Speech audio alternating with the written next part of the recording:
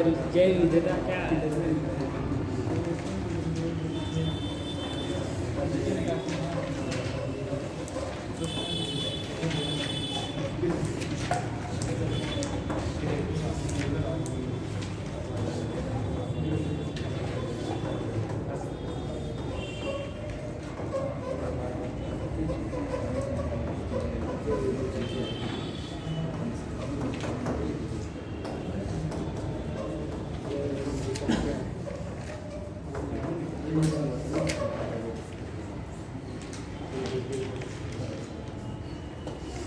मेरे ख्याल से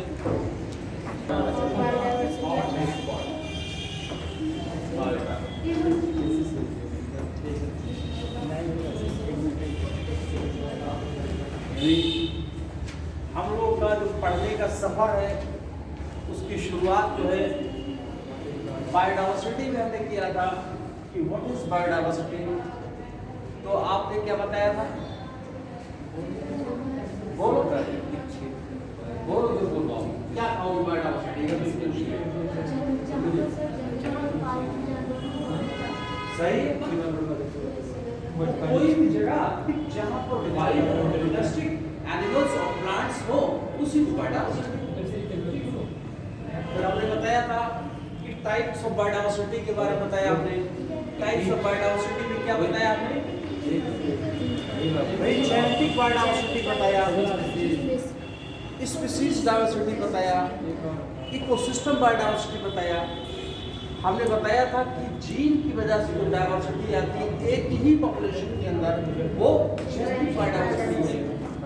आपने देखा किसी क्षेत्र में अलग अलग प्रजातियां रहती हैं। जैसे स्पीशीज के बारे में हमने डेफिनेशन बताई कि स्पीशीज क्या है। हमने बताया था कि एक ही क्षेत्र में अलग अलग प्रजातियां जो होती हैं वो स्पीशीज के रिस्पेक्ट में डाइवर्सिटी होती है। जैसे बताया किसी छोटे से रीजन में बहुत सारी प्रजातियां पाई जाती हैं।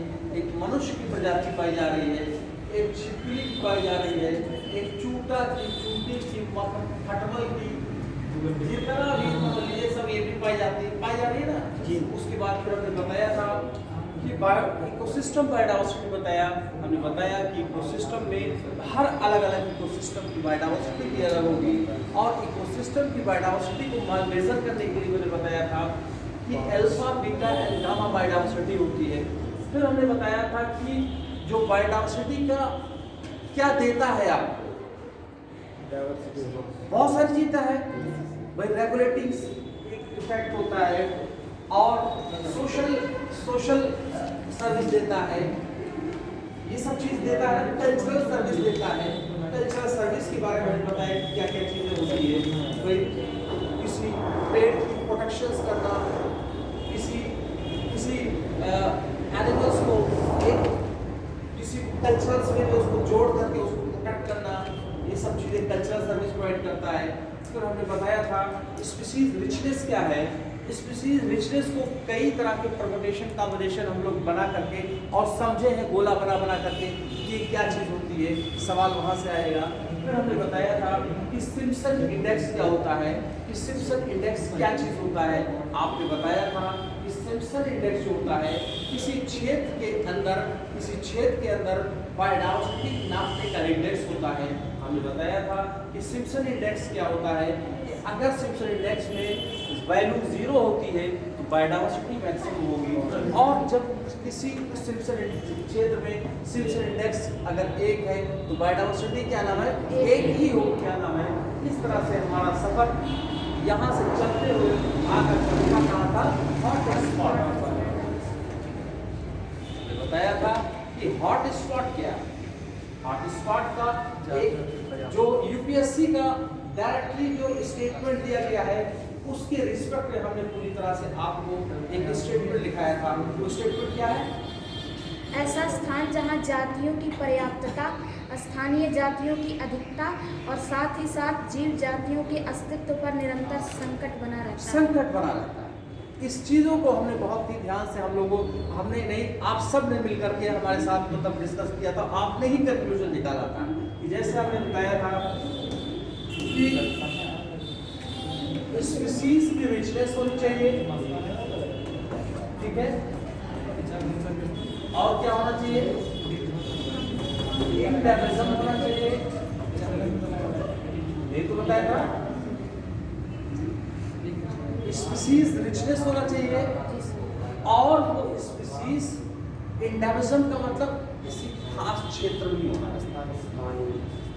तीसरी पॉइंट क्या बताया था कि 70% जो है पायनियर्स कम्युनिटी, पायनियर कम्युनिटी मतलब है कि मैंने बताया था सक्सेशन के बारे में बताया था, अनुक्रमण जिसको बताया था कि किसी भी क्षेत्र में कोई, जैसे कोई चट्टान है, चट्टान पे कैसे वो चट्टान 1 लाख साल बाद, 1 करोड़ साल बाद एक कंप्लीट क्लाइमेक्स कम्युनिटी बन जाती है, कैसे एक घना जंगल बन जाता है। हमने बताया था कि उस बेयर रॉक से, एक खुली चट्टान से शुरुआत एक काई से शुरू होगी, एक मास से शुरू होगी, एक लाइकेन से शुरू होगी, इससे चलते चलते ये सफर पहुंचता है एक घने जंगल तक पहुंच जाता है। ठीक है, हमने बताया था कि प्राइमरी सक्सेशन और सेकेंडरी सक्सेशन क्या होता है। प्राइमरी सक्सेशन के बारे में मैंने बताया था कि इसके डेवलपमेंट में 1 करोड़ साल लग सकता है, 10 करोड़ साल लग सकता है। हमने बताया था कि सेकेंडरी सक्सेशन में वो क्लाइमेक्स कम्युनिटी पूरी तरह खत्म हो जाती है, वहाँ खत्म होने के बाद दूसरी फिर कम्युनिटी डेवलप होती है और फिर फाइनली क्लाइमेक्स कम्युनिटी डेवलप होती है। प्राइमरी कम्युनिटी के बारे में बताया था कि इसको डेवलप होने में अप्रॉक्सीमेट लाख और करोड़ों साल लग सकती है। सेकेंडरी कम्युनिटी को डेवलप करने में हमने बताया था कि यहाँ पर 100 से 150 साल लगते हैं। ये सारी बातें हो गई थी। अब जो है हमने बताया था हॉट स्पॉट के बारे में बताया था। इसकी 3 इंपॉर्टेंट कैरेक्टरिस्टिक फीचर्स हमने बताए थे कि वहाँ पर प्रजातियों की बहुतायत होना चाहिए, बहुता होना चाहिए, ठीक है, रिचनेस होनी चाहिए। इंडैमिज्म्स बताया था। इंडैमिज्म का मतलब स्थानीय लोकल जगह पर पाए जाते हैं, कहीं और नहीं पाए जाते हैं। हमने बताया था कि वहाँ 70% पाइनियर कम्युनिटी वहाँ पर खत्म हो जाती है और केवल 30% अभी केवल बचती है वहाँ पर, ठीक है। इंडैमिज्म, जाहिर सी बात है अगर इंडैमिज्म की बात करेंगे तो यहाँ पर हमने बताया था आपसे कि कोई शख्स एक स्पेसिफिक एरिया में रहता है, कोई एक ब्रॉड एरिया में रहता है, कोई और ब्रॉड एरिया में रहता है, और किसी भी व्यक्ति का इंडैमिज्म है, यानी एक ही जगह पर रहेगा तो उसके विलुप्त होने के चांसेस ज्यादा है।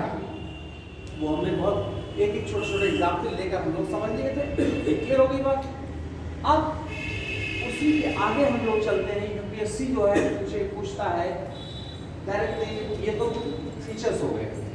यूपीएससी डायरेक्टली ये पूछेगा कि जो हॉट स्पॉट है शब्द किसने दिए। पहली बात तो यूपीएससी नहीं, कमीशन यूपीपीसीएस समीक्षा अधिकारी वनडे वाला पूछेगा, फैक्ट के रूप में पूछेगा कि ये किसने दिए। यूपीएससी आईएएस कैसे पूछेगा, यूपीएससी पूछेगा कि जो हॉट स्पॉट रीजन्स होते हैं ये मोस्टली किस इंस्टीट्यूशंस ने इसको इंस्टीट्यूशनलाइज किया। यूपीएससी पूछेगा कि इस इंस्टीट्यूशनल कौन सी संस्था ने इसको पूरे वर्ल्ड में फेमस किया, ठीक है। और ये संस्था गवर्नमेंटल है कि नॉन गवर्नमेंटल है, ये सब डायरेक्टली इस तरह से पूछेगा। तो उसके आगे थोड़ा थोड़ा हम लोग आगे चलते हैं, ठीक है। लिख लीजिए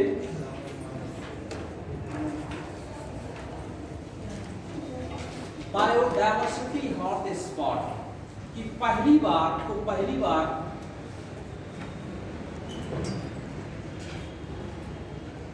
बायोडायवर्सिटी हॉट स्पॉट को पहली बार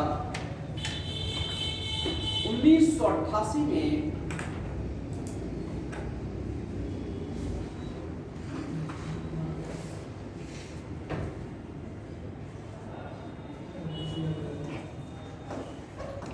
नॉर्मन मेयर्स ने विकसित किया। नॉर्मन मेयर्स ने विकसित किया। कोई व्यक्ति है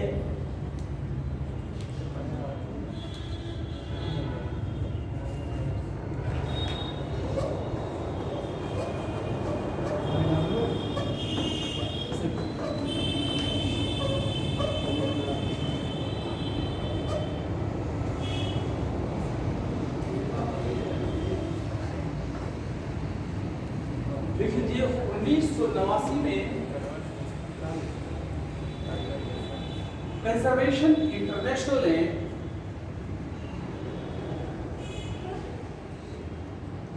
ये संस्था का नाम है, 1989 में कंजर्वेशन इंटरनेशनल ने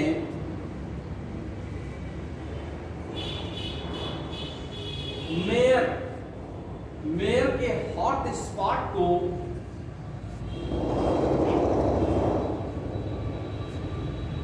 अपने हॉट स्पॉट को अपने संस्थागत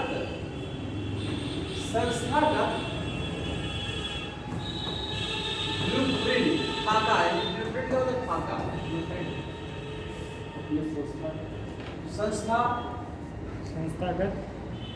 अपने संस्थागत इंस्टीट्यूशनलाइज ब्लूप्रिंट के रूप में अपनाया। संस्थागत ब्लूप्रिंट यानी खाके के रूप में अपनाया।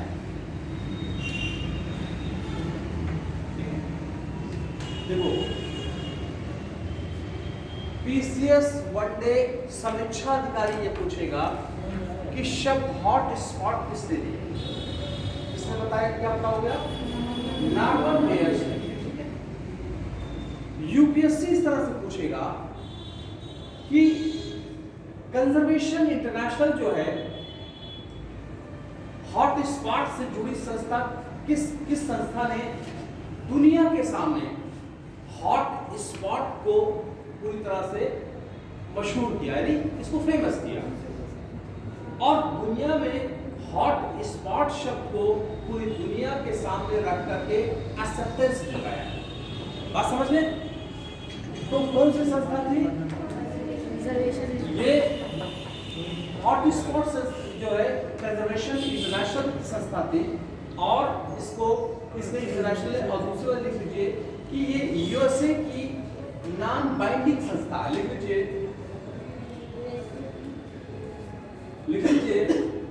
ये कंजर्वेशन इंटरनेशनल एक अमेरिकन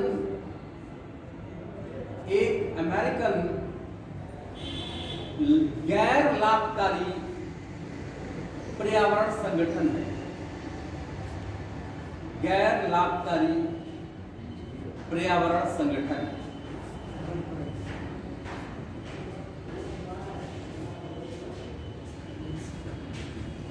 कैसी संस्था है? गैर लाभकारी, यही पूछेगा एनजीओ टाइप। दूसरी बात, किस कौन सी संस्था है ये? कंजर्वेशन इंटरनेशनल कहाँ की संस्था है? सीधे पूछेगा कि कंजर्वेशन इंटरनेशनल कैसी संस्था है? गैर लाभकारी। ठीक है, इतनी बात समझ में आ गई। पूछेगा शब्द हॉट स्पॉट किसने दिया? नॉर्मन मेयर से दिया।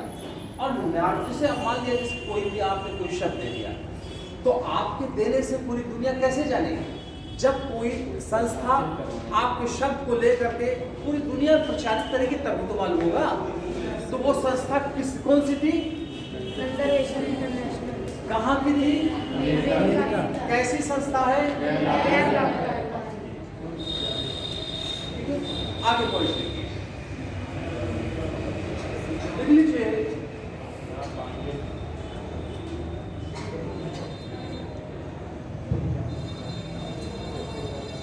फरवरी 2016 से विश्व में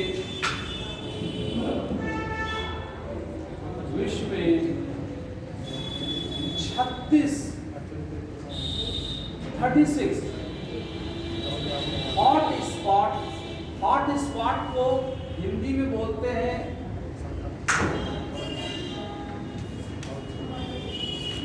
हॉट स्पॉट को संवेदनशील स्थल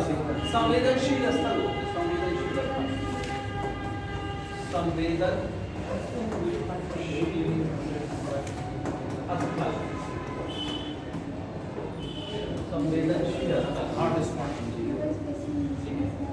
लिख लीजिए। 2016 से विश्व में 36 हॉट स्पॉट हैं। बात समझते हैं?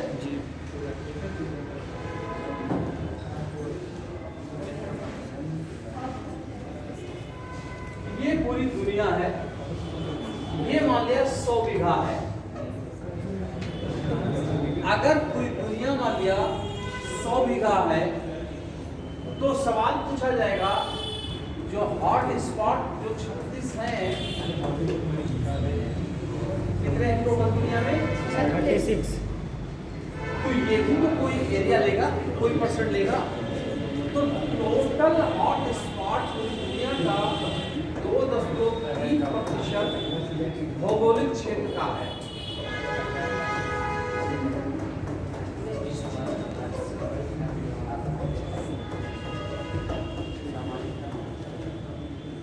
नहीं समझे बात?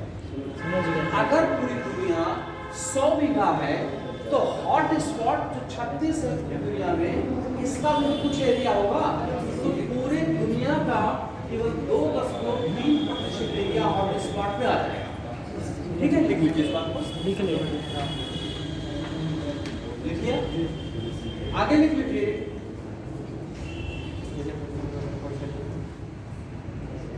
एरिया कितना है ये? हॉट स्पॉट का एरिया कितना है दुनिया में? 2.3। और इस 2.3% में दुनिया की 60% स्पीशीज यही पाई जा रही है।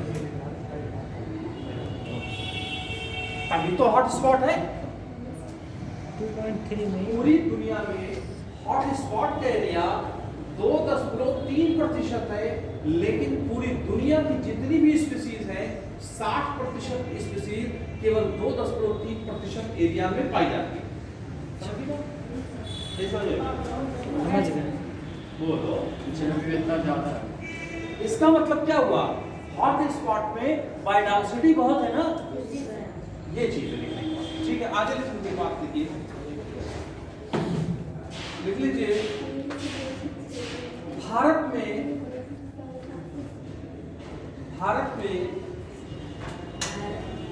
4 हॉट स्पॉट हैं। भारत में 4 हॉट स्पॉट हैं। समझ गए कि नहीं? ठीक है, भारत में 4 हॉट स्पॉट हैं। ठीक है, एक डायरेक्टली क्वेश्चन लिख लीजिए, सवाल पूछा जाएगा पीसीएस वगैरह पूछा जाएगा। लिख लीजिए बात को, शीर्ष 5 विविधता वाले क्षेत्र, शीर्ष 5 विविधता वाले क्षेत्र।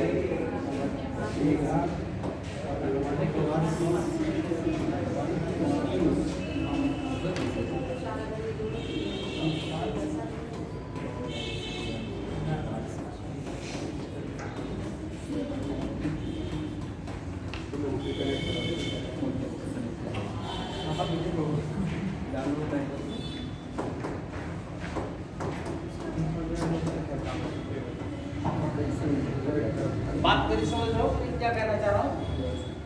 इस पूरी दुनिया में जो भी कंट्री है सबसे ज्यादा हॉट, सबसे ज्यादा बायोडायवर्सिटी किस देश में है?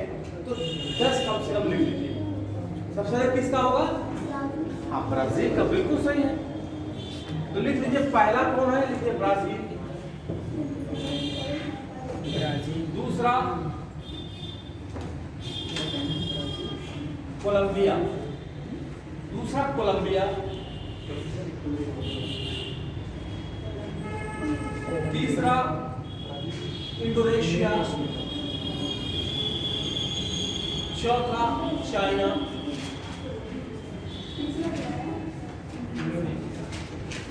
आज माइक नहीं है इसलिए बस सुकून सुन लो, दिन से एक बार बोले, या तो आगे आके बैठ जाओ सब लोग जो है। ठीक है, पहला क्या है? दूसरा पीछे क्यों बैठ रही हैं आप लोग जो आ रहे हैं? आगे बैठो, उनको बैठने की जगह खाली है। जितना ही पीछे बैठो उतनी आपको चिल्लाना पड़ेगा।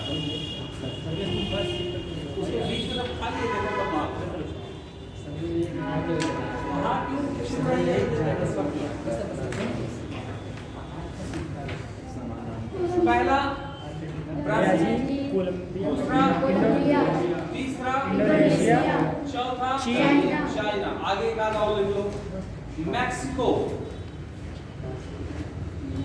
मैक्सिको मैक्सिको हो गया।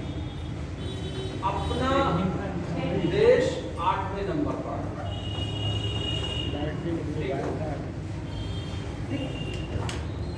ये डाटा लिख लीजिए।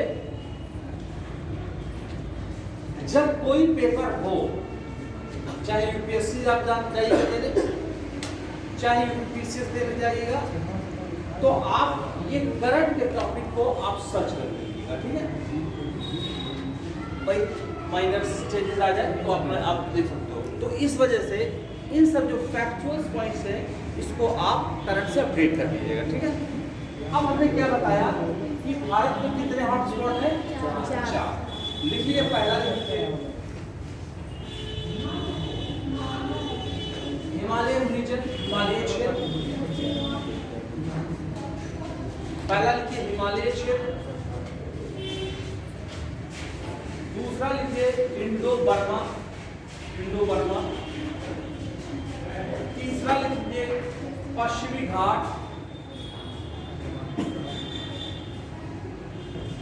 चौथा लिखिए सुंडालैंड, सुंडालैंड, सुंडालैंड, स्विट्जरलैंड नहीं, सुंडालैंड। Himalayan region. दूसरा निकोबार, बर्मा और वेस्टर्न घाट और सुंडालैंड। सुंडालैंड से निकोबार वाला।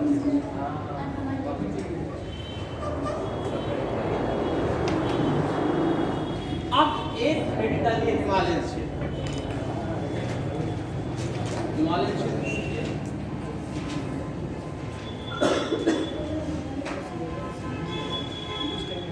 लिखिए उत्तर पूर्व के साथ, उत्तर पूर्व के साथ नेपाल, भूटान,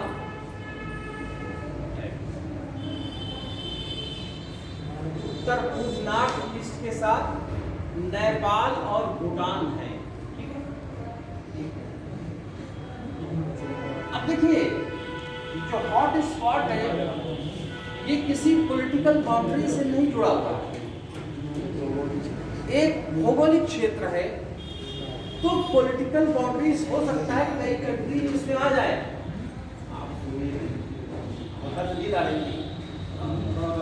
मान लीजिए अपने आप को कम जो है काम और अपने आप को पनिशमेंट सख्त दो।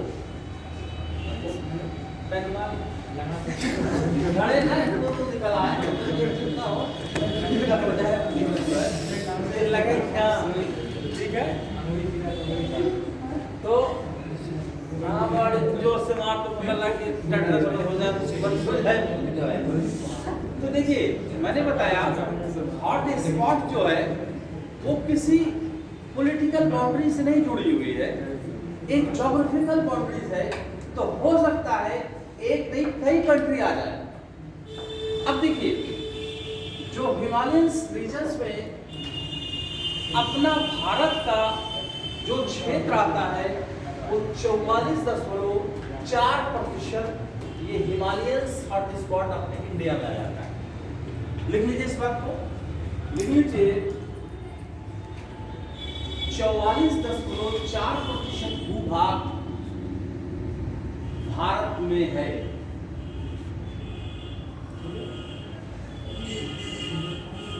ठीक, एक बार पूछ लेगा, अगर टफ क्वेश्चन पूछ लेगा कि K2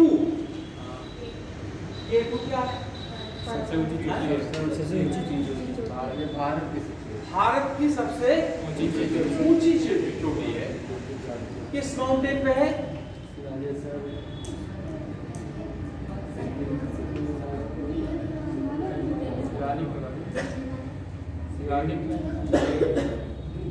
इस पे है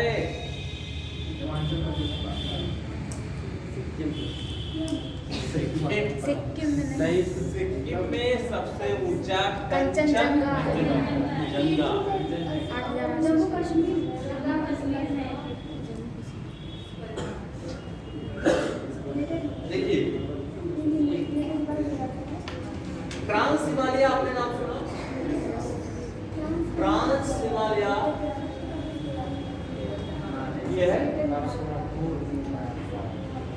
trans Himalaya, greater Himalaya, middle Himalaya, Shivalik Himalaya. ठीक। अगर पूछा जाए इन चारों में सबसे ज्यादा पुराना कौन है?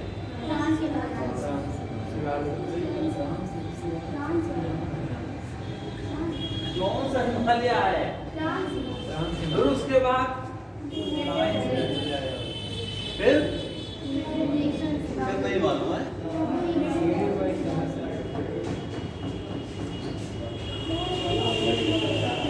ट्रांस हिमालय कितने रेंजेस हैं? तीन से मत सोचने लग तीन काराकोरम, लद्दाख और केटू जो है ये काराकोरम समझते बा? केटू कहाँ है? काराकोरम पर। काराकोरम और लद्दाख के बीच में एक बहुत ही प्रोमिनेंट रिवर फ्लो करती है। पिछली बार बताया था हमने, कौन सी है? One of the most prominent river flow between the Karakoram and Ladakh. कौन सी? फिर यहाँ पर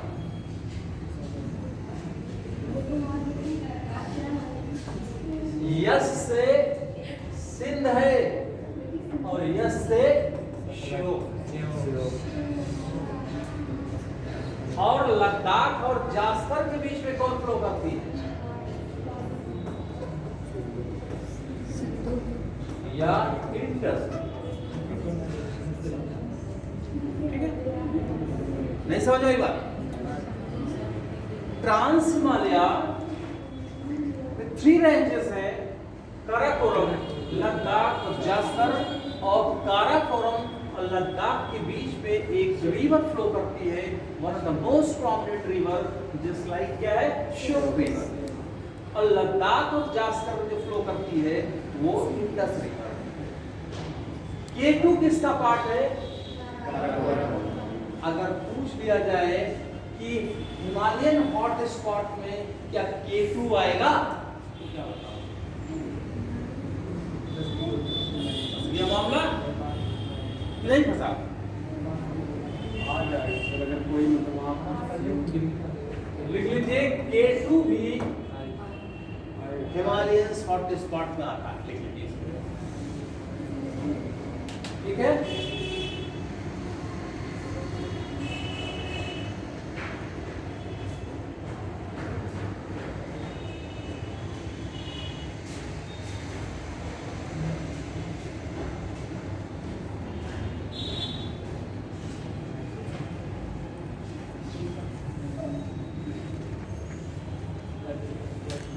इधर वाला रीजन क्या था? गोंडवाना।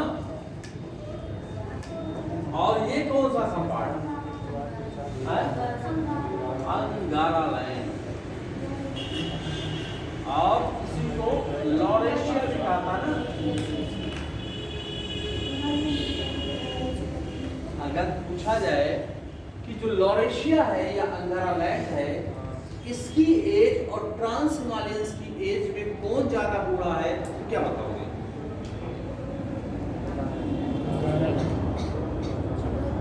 ट्रांस हिमालय या गोंडवाना की उम्र ज्यादा है कि इसकी ज्यादा है? और ट्रांस हिमालय गोंडवाना का पार्ट है कि लॉरेशिया का पार्ट है? क्या बताओ? गोंडवाना। भारत किसका पार्ट है?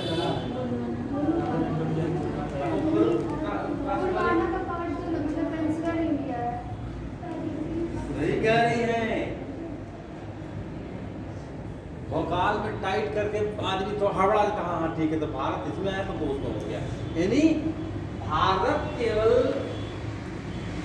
ये वाला पार्ट जो है, यही पार्ट ही गोंडवाना का है, और जो बाद में ये सब बना है ये बहुत बाद में बना है।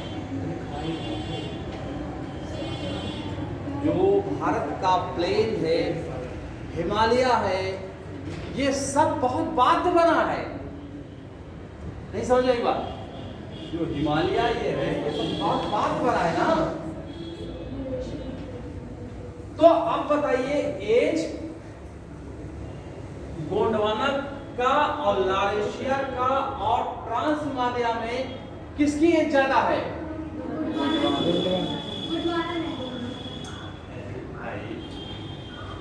ये गोंडवाना है, ये अंगारा लैंड है, तो गोंडवाना अंगारा लैंड की तो एज सेम होगी ना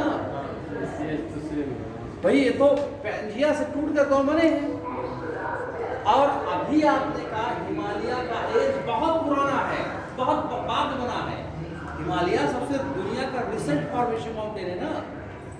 तो अगर पूछा जाए कि ग्रेटर हिमालय, मिडिल हिमालय, शिवालिक हिमालय का एज ज्यादा है कि अंगारा लैंड का ज्यादा है कि गोंडवाना का ज्यादा है, सबसे पूछे जाए सबसे एज कम किसका है? सबसे कम एज सर इसका होगा, हिमालय का सबसे कम सबसे कम होगा। तो वही मैं कह रहा हूं, अगर ट्रांस इन चारों को ले लिया जाए तो तो इनकी ज्यादा एज है कि इनकी ज्यादा एज है कि इन चारों की ज्यादा एज है? इनकी सर हाँ?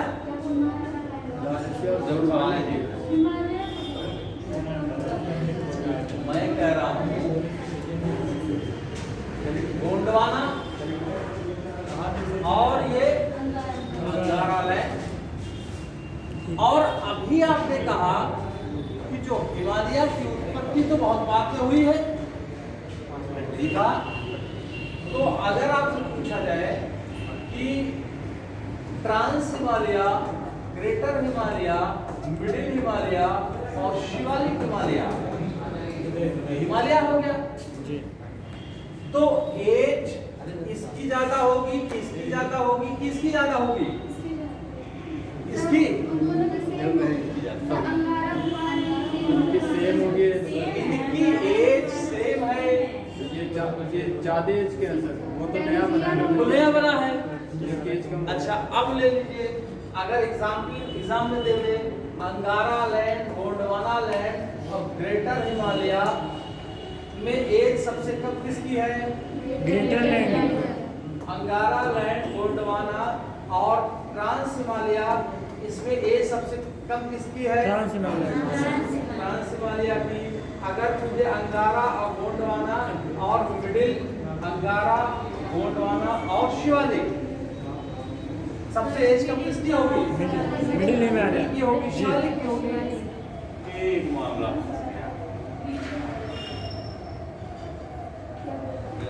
वही चीज वहीं पर लाने की कोशिश कर रहा है। एक्चुअली जो ट्रांस हिमालय है, it is the part of Angara land. Trans Himalaya उसका एक पार्ट है, वो हिमालय के साथ नहीं बना था। नहीं समझ आई? अरे भाई, ये अंगारा लैंड है, गोंडवाना है, ये क्या था? 37 था। इसी 33 में क्या बन गया? ग्रेटर और मिडिल और शिवालिक। जो ट्रांस हिमालय है इसी अंगारा लैंड का उभरा हुआ पार्ट है। तो अंगारा लैंड का जो एज होगा वही तो ट्रांस हिमालय का एज होगा। मैं बताना कोशिश ये कर रहा था, आप सोचेंगे तो बड़ा हल्का हल्का, तो उसी छोटे में हिमालय के साथ ट्रांस भी जोड़ देते, क्या नाम है? नहीं समझ? समझ गए। वो अंगारा का पार्ट है। ये जो उसकी सेम ही होगी उसके साथ। काराकोरम का मतलब बताओ चलो, तो फिर लास्ट में आने गई बहुत से सवाल बताओ पहले दूसरी बात बताओ। सर क्या काराकोरम का मतलब क्या है?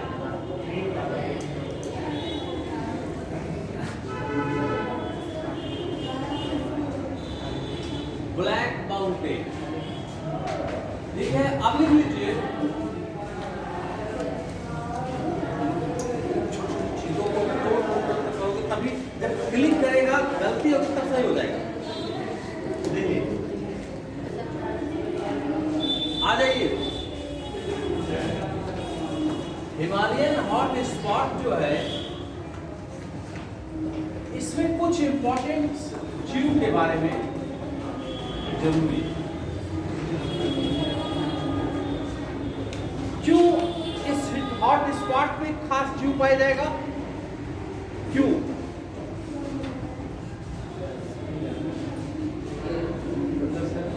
मैंने कहा इस हॉट स्पॉट में कोई स्पेसिफिक जीव को हम क्यों लिखा रहे हैं?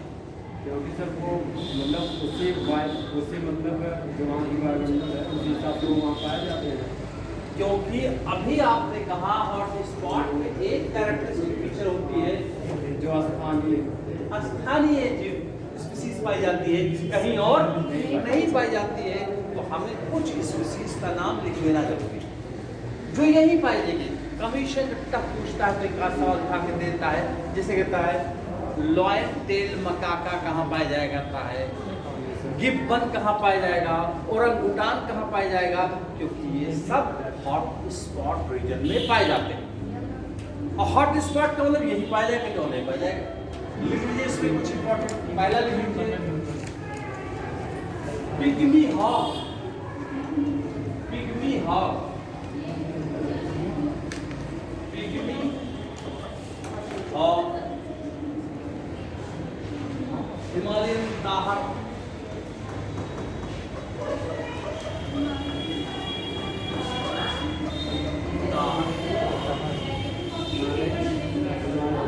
Tahir, golden langur,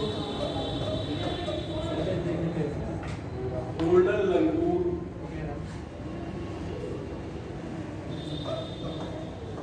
snow leopards, snow leopards,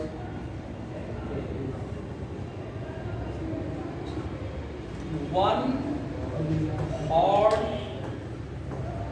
rhino सिरोस, एक सींग वाला गीड़ा। आगे लिख लीजिए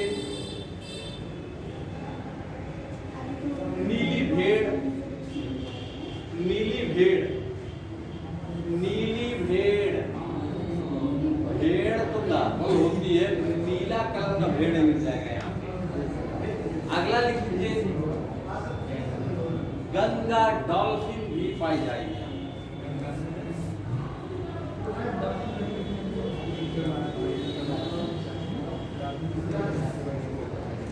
ठीक है,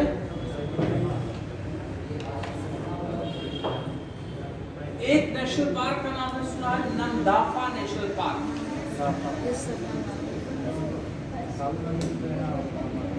नंदाफा नेशनल पार्क कहाँ पाया जाएगा? नेशनल पार्क, यहाँ पर उड़ने वाली गिलहरी पाई जाएगी। फ्लाइंग स्पैरो लिख लीजिए, उड़ने वाली गिलहरी, उड़ने वाली गिलहरी, स्क्वैरल। दूसरा हॉट स्पॉट लिख लीजिए इंडो बर्मा,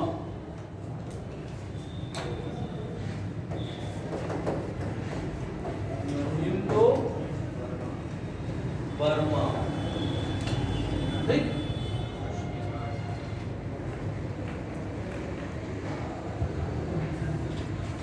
इसमें लिख लीजिए पूर्वी बांग्लादेश से मलेशिया तक मलेशिया तक होता है।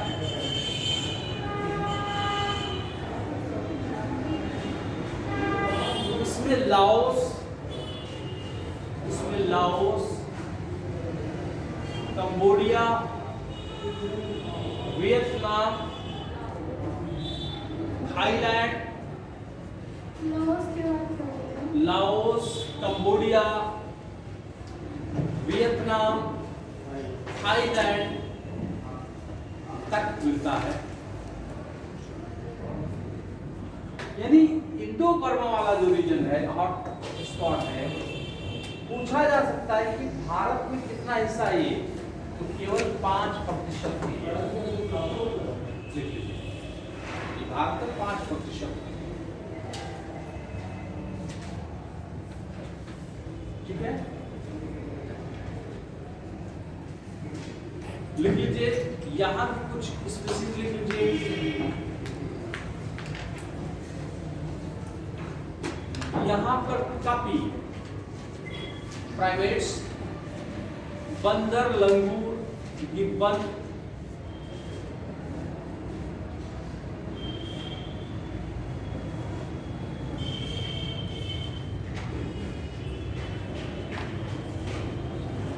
यहाँ की स्थानीय प्रजाति अदरक पाई जाती है। अदरक, स्थानीय प्रजाति अदरक पाई जाती है। ठीक है,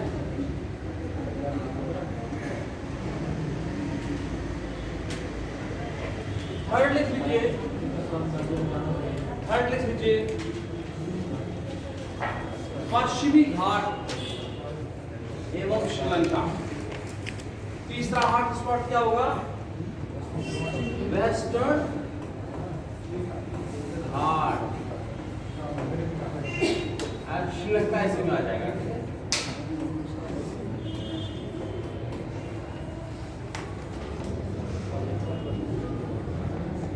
लिख लीजिए इसमें 64.9% भूभाग भारत में है।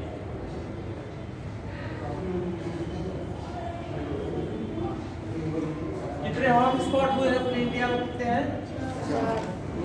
अगर पूछ लिया जाए इन चारों हॉट स्पॉट में मैक्सिमम बायोडायवर्सिटी किस हॉट स्पॉट में मिलेगा? क्या बताओ? क्योंकि हम वही पहुंच गए हैं तो वही मार दिया। नहीं सर, ऐसा नहीं है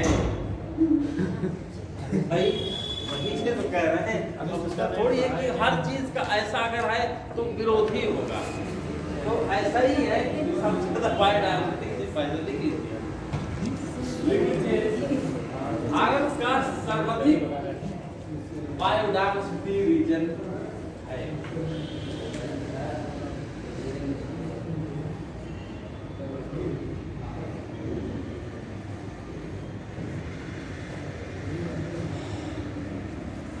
दुनिया में कितने बायोडायवर्सिटी हॉट स्पॉट रीजन है बताओ? 36। इन टोटल 36 बायोडायवर्सिटी में अगर पूछा जाए कि सबसे ज्यादा पॉपुलेशन डेंसिटी किस हॉट स्पॉट में मिलती है, तो क्या बताओ? अभी हम बस सोचना वहीं पहुंच गए, सोचिए भाई जैसे वेस्टर्न घाट है, हिमालय है, तो क्या इंसान तो रहता ही रहता है ना? पाया जाता है ना? पाया जाता है नहीं पाया जाता? बोलो, पाया जाता है ना? अमेज़न का हो सकता है, अमेज़न तो देखिए ब्राजील की पॉपुलेशन कितनी है? ब्राजील की पॉपुलेशन कितनी होगी? 4-5 करोड़। 4-5 करोड़। 4-5 करोड़ हमारे यहाँ सेंसस ही नहीं होता है। क्या नाम है जितने मांगने वाले हैं पता ही नहीं कहाँ, इसमें कुछ दूसरा सेंसस ही नहीं हो पाता। 140 करोड़ की आबादी। अब 3-4 करोड़ का नाम सिर्फ क्या लगा? तो अमेज़न का जंगल तो बहुत बड़ा है ना। कितना पता लगा एक गांव का नाम है 1000 किलोमीटर दूरी पर फंसा हुआ है, 5500 किलोमीटर दूरी पर, तभी तो उतना बढ़ाएगा। दुनिया का जितने हॉट स्पॉट सेंटर है, उस हॉट स्पॉट सेंटर में सबसे ज्यादा पॉपुलेशन डेंसिटी जो है वो वेस्टर्न घाट में पाई, पूरी दुनिया में 36 हॉट स्पॉट है। तो सभी हॉट स्पॉट को अगर कंपेयर किया जाए तो पॉपुलेशन डेंसिटी सबसे ज्यादा यही पाई जाती है। आप लॉजिक आपने ये लगाया कि ब्राजील का जंगल बहुत घना है, और ब्राजील का जंगल घना है, यहां मैं पूछ रहा हूं सवाल, ह्यूमन पॉपुलेशन की डेंसिटी नहीं कहा था। कभी कभार आंसर देने बड़ी जल्दबाजी में एक खलबली समझती है तो आदमी जल्दी से कर देता है। मैंने शब्द इस्तेमाल किया था ना, एक्चुअली वही शब्द ही को उठा करके तो फंसा देता है सवाल। अब ये देखिए ब्राजील की जो एरिया है वो अप्रोक्सीमेट कितना किलोमीटर होगा, ब्राजील की कंट्री का एरिया कितना है, ऑस्ट्रेलिया से बड़ा है ना, यानी 80-85 लाख स्क्वायर किलोमीटर जमीन है। और भारत की जमीन कितनी है? 32 लाख, यानी भारत का 2.5 गुना बड़ा है। आबादी 3-4 करोड़ है, हमारे यहाँ कितना है? 140 करोड़। तो इनको 85 लाख में पूरा 4-5 करोड़, यहाँ हमें सिर्फ 32 लाख में 140 करना। तो वेस्टर्न घाट में जो पॉपुलेशन है, ये जो हॉट स्पॉट है, ये दुनिया का सबसे डेंसिटी पॉपुलेटेड है। लिख लीजिए इस पॉइंट। क्या लिखा? दुनिया के सभी हॉट स्पॉट क्षेत्र में, दुनिया के सभी हॉट स्पॉट क्षेत्र में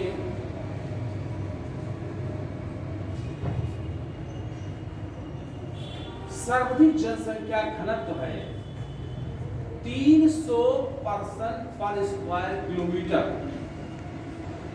300 पर्सन पर स्क्वायर किलोमीटर। अरुणाचल प्रदेश की कितनी है पॉपुलेशन डेंसिटी? 16-17 है। यहाँ 300 हो गया, ठीक है। आगे लिख लीजिए। वैसे तो मतलब कि और राज्यों से तो और क्षेत्रों में ज्यादा होता है, इससे भी ज्यादा है। अगर हम लोगों की बात करें तो दिल्ली की 11,000 हो जाएगी, और पश्चिम बंगाल की ज्यादा हो जाएगी, उत्तर प्रदेश की ज्यादा हो जाएगी, बिहार की ज्यादा हो जाएगी। मैं ये नहीं कह रहा हूँ, मैं हॉट स्पॉट तो आपको लेके कर रहा हूँ। 4 ही, पूरी दुनिया में 36 हॉट स्पॉट है, भारत में 4 है। मैं कह रहा हूं कि हर हॉट स्पॉट को कंपेयर किया जाए पूरी दुनिया का, तो सबसे ज्यादा पॉपुलेशन डेंसिटी किस हॉट स्पॉट पे है? उसकी बात स्टेट को नहीं ले रहा हूं। हॉट स्पॉट पॉलिटिकल बाउंड्री से परे है, ये कई देश को एक साथ ले रहा है ना। स्टेट तो बहुत छोटा चीज होगी। आगे लिख लीजिए इंपॉर्टेंट स्पीसीज, जो इससे बहुत इंपॉर्टेंट जो है, लॉयन टेल्ड मकाका। ये सवाल कमीशन ने कई बार पूछा है। Lion tailed मकाका। सर कितना बताया आपने? 300 क्या? लॉयन टेल्ड मकाका भाई 300 पर्सन पर स्क्वायर किलोमीटर, यही तो होता है। देखो ये क्या चीज है? मकाका क्या है? बंदर है। और इसकी पूंछ जो है ऐसे बनाया है। ऐसे ऐसे तो शेर का पूंछ होता है। इस पे आ जाए, नहीं सही है। उस पे से ठीक आ जाए। पूंछ बिल्कुल शेर की तरह होती है बंदर। तो पूछा ही गया है कि लायन टेल मकाका कहाँ मिलेगा, तो आप क्या बताओगे? पश्चिमी घाट में मिलेगा। केरला में पूछा है कि स्टेट वाइज पूछेगा, तो केरला में पूछा गया है कि कहाँ मिलेगा, तो केरला में मार के चले जाइएगा। ठीक है, क्योंकि इसी का पार्ट। आगे लिख लीजिए, एशियन एलिफेंट, एशियाई हाथी।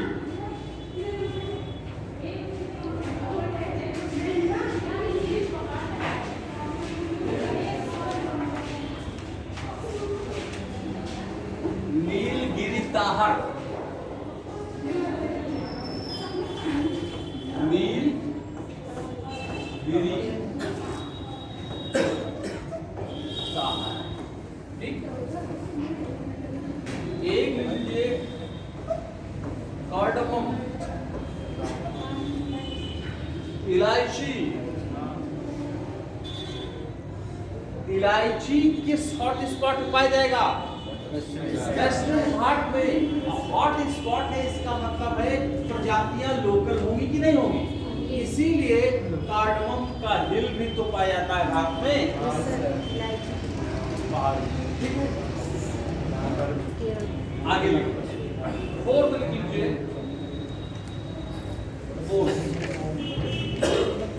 Sundaland region, Sundaland region, Sundaland region. 2013 में यूएनओ द्वारा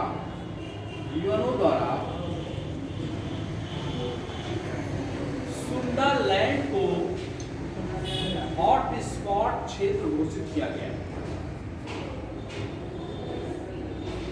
विस्तार लीजिए, कहां से है? ग्रेटर निकोबार से। अंडमान को नहीं दिया गया, ध्यान रखिएगा। ग्रेटर निकोबार से लेकर Indonesia, Malaysia, Singapore, Brunei, Philippines तक है।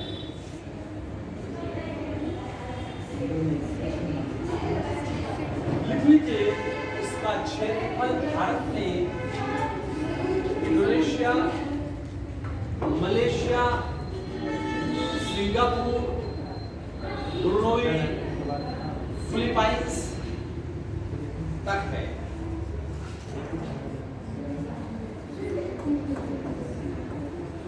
इसका विस्तार भारत में 1.28% है।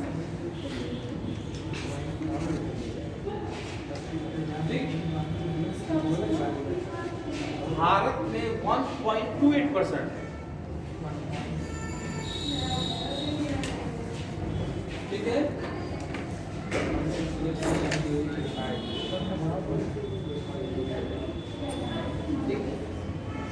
हम बायोडायवर्सिटी क्षेत्र को कर रहे हैं। ठीक है, बायोडायवर्सिटी के साथ हम कई चीजें और आ जाएंगे।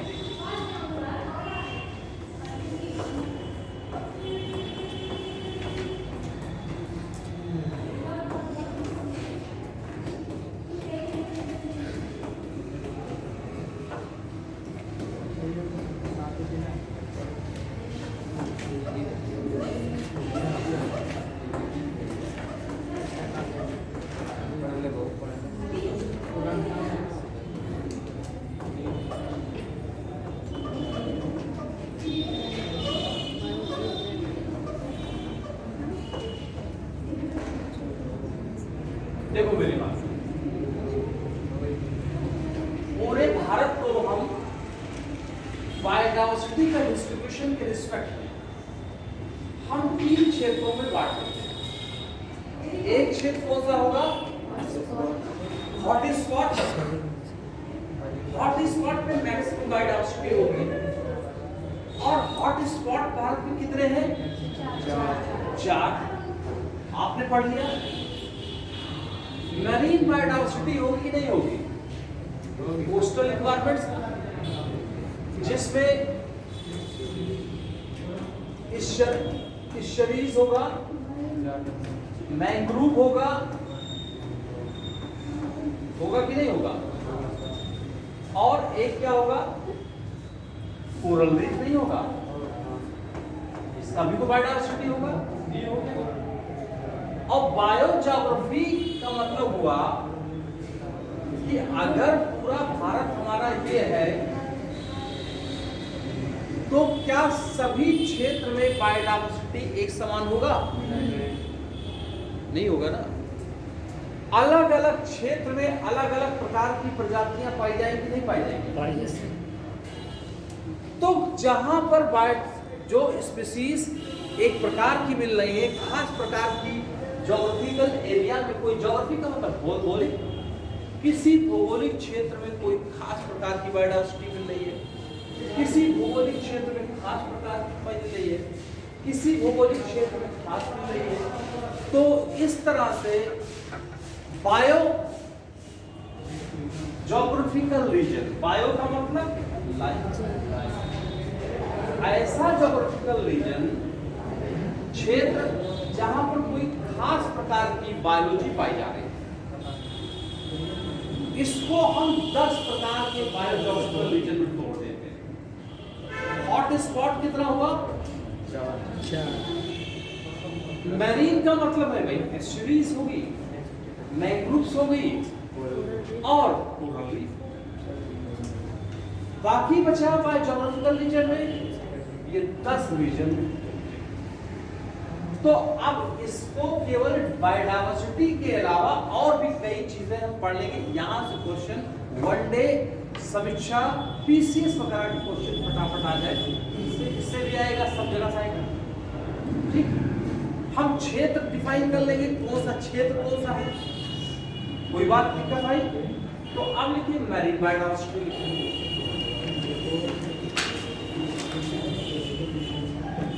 मैरीन बायोडायवर्सिटी लिख लीजिए, लिख लीजिए आइलैंड। आइलैंड का मतलब द्वीप, द्वीप प्लस मुख्य भूमि की तटीय सीमा कितनी है भारत की? करीब 7,615 वही क्षेत्र लिख लीजिए 7,516.6 किलोमीटर। ये देख लीजिए,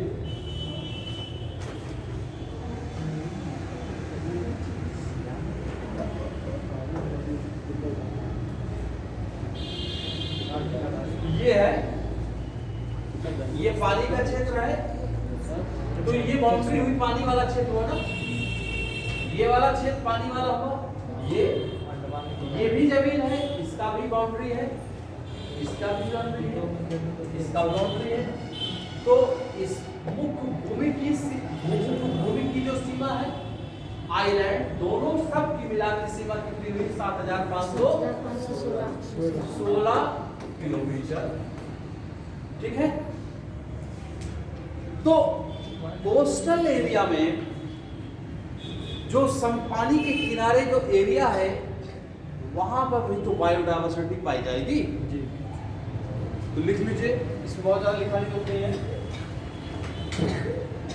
देखिए समुद्री जैव विविधता क्षेत्रों में समुद्री आवाज पहुंच जा रही है कि नहीं पहुंच रही?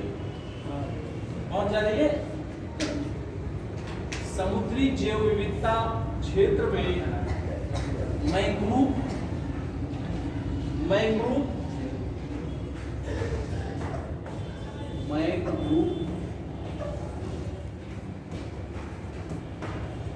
फिशरी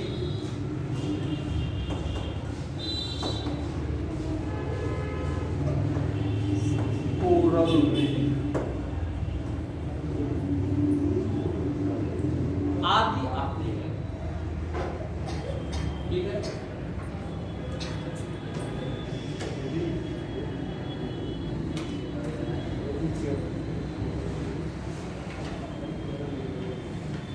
ठीक है, लिख लिया। अब लिख लीजिए जैव भौगोलिक क्षेत्र, जैव भौगोलिक क्षेत्र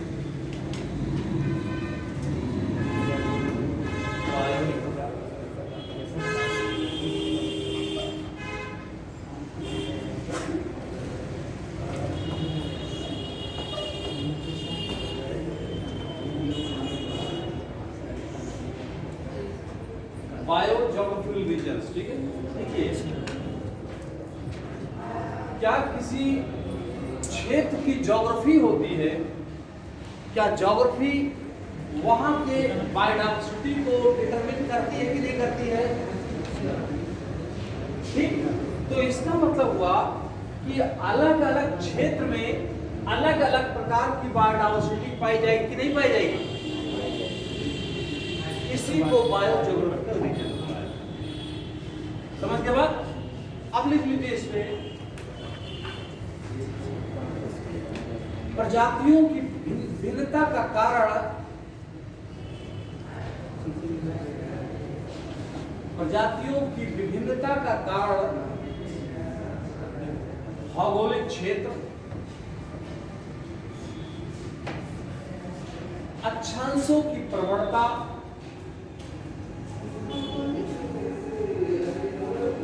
भौगोलिक क्षेत्र, अक्षांशों की प्रवणता और आवास की दशाओं में बदलाव आदि पर होता है। आवास की दशाओं में बदलाव आदि है।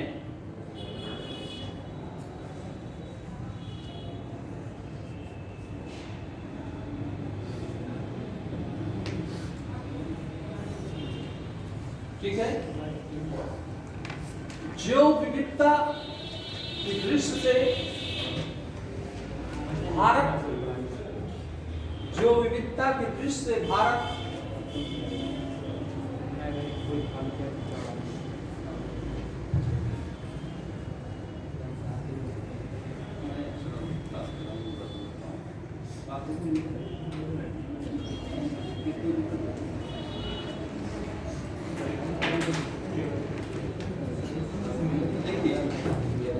जो विविधता की दृष्टि से भारत 10 जो भौगोलिक क्षेत्रों में विभक्त किया जा सकता है।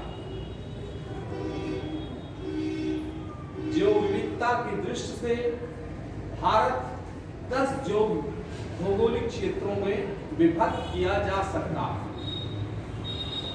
ठीक है, पहला लिखे ट्रांस हिमालय,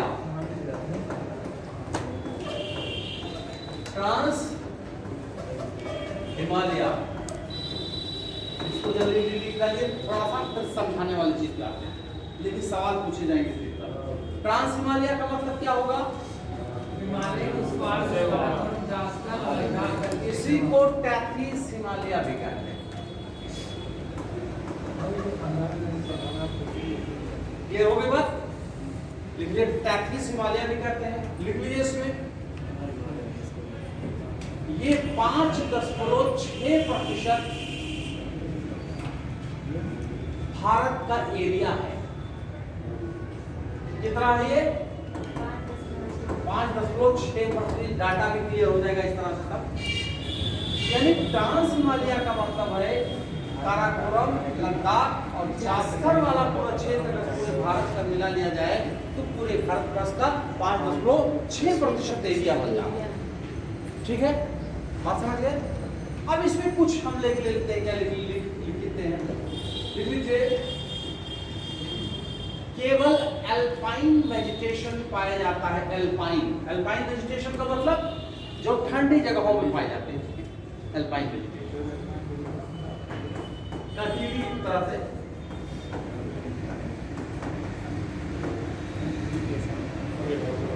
क्लियर होगा? कुछ एनिमल लिख लीजिए, इसमें क्या पाया जाएगा? स्नो लियोपर्ड्स, जाहिर है बहुत ठंडा होगा ना, स्नो लियोपर्ड,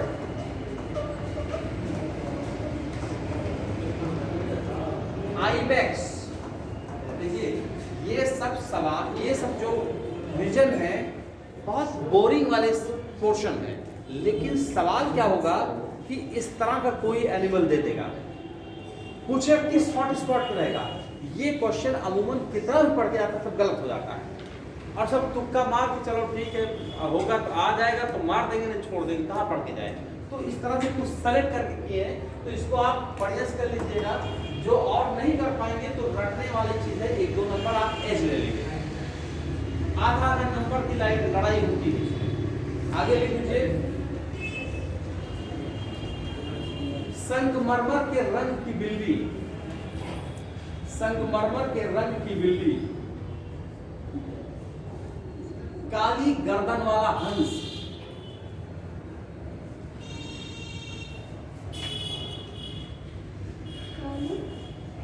काली गर्दन वाला हंस।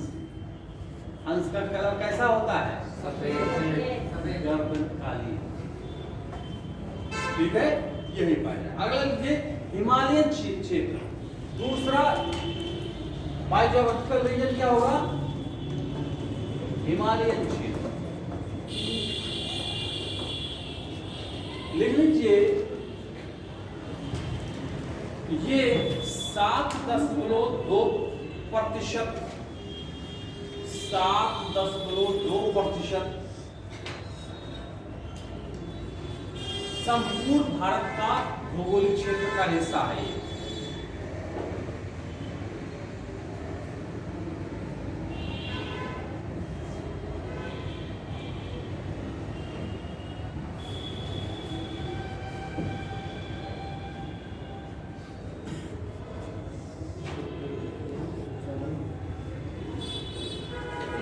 सवाल पूछ लेता है,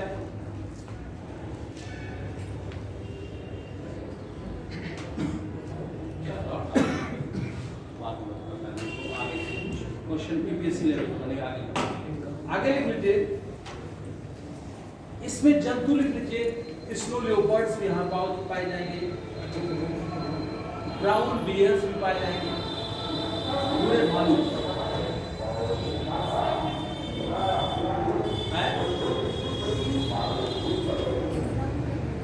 स्नो लियोपर्ड, ब्राउन बियर्स,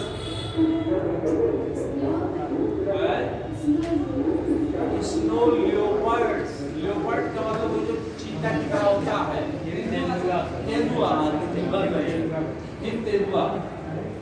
अगला लिखिए, मरुस्थल। मरुस्थल भी बायोग्राफिकल रीजन है। डेजर्ट,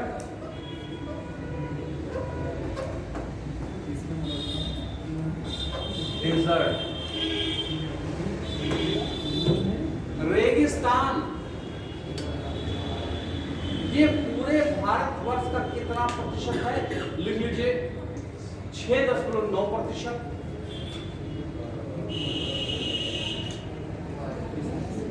पूछा जाएगा आप यूपीएससी में, देखिए मेरी बात, पूछा जाएगा, 4 बायोग्राफिकल रीजन दे देगा, 1, 2, 3 और 4। परेशान ना भैया, हम जो सवाल कराएंगे कम से कम 5 लेक्चर का हम यूपीएससी लेवल के आईएएस वाले क्वेश्चंस एनवायरमेंट इकोलॉजी से पूरा करवाएंगे। पूरा सारे क्वेश्चन एनालिसिस करके पूरा होगा। सब लोग बात कर करके आपस में सहमत जनवत संग्रह होने के बाद किया जाएगा, तो वो सवाल जो होगा तो जो छुटे सब फंस जाएंगे, कोई दिक्कत नहीं होगी। ठीक, पूछा जाएगा इस इंसेक्ट मोस्टली कहाँ मिलेगा ज्यादातर, किस बायोग्राफिकल ज्यादा मिलेगा? कीड़े इंसेक्ट, कीड़े। तो लिख लीजिए, मोस्टली यहाँ पर इंसेक्ट मिलेंगे। कीट प्रजातियों के लिए प्रसिद्ध होता है। और क्या मिलेगा? नीलगाय जो दौड़ती है वो भी मिलेगी, नीलगाय। और क्या मिलेगी? सिर्फ कैटेगरी सर वो ज़्यादा टॉलरेट नहीं कर पाएंगे, कुछ गिरगिटान टाइप होंगे बस वही। जनरली गधे तो वही तो डिजर्ट वाला रीजन हुआ, जंगली गधे यहीं मिलेंगे। कच्छ बहुत सूखा रीजन है ना, डिजर्ट जंगली गधे मिलेंगे। ये पूछेगा जंगली गधे किस बायोग्राफिकल रीजन में मिलेंगे?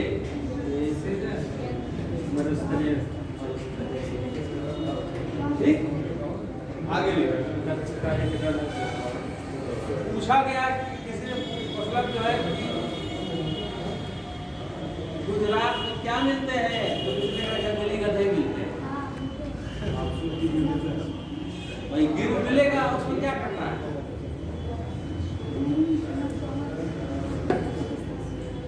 देखिए ये ज्योग्राफी है और पॉलिटिक्स दूसरी को समझ लेगी, तो ज्योग्राफी पढ़ना है। अगला लिख लीजिए चिंकारा। चिंकारा मरुस्थलीय लोमड़ी। और एक बहुत इंपॉर्टेंट और मिलेगी great Indian bustard. Great Indian bustard, वो तो भूल ही क्यों करें। ग्रेट इंडियन बस्टर्ड ये कहाँ की चिड़िया है? राजस्थान। किस स्टेट की बर्ड है? राजस्थान की। यूपी की स्टेट बर्ड कौन है? सारस। दिल्ली की क्या है? दिल्ली कैपिटल है, काहे नहीं मालूम है? आओ आगे बैठो। मैराथन इधर कितना है अब आपको?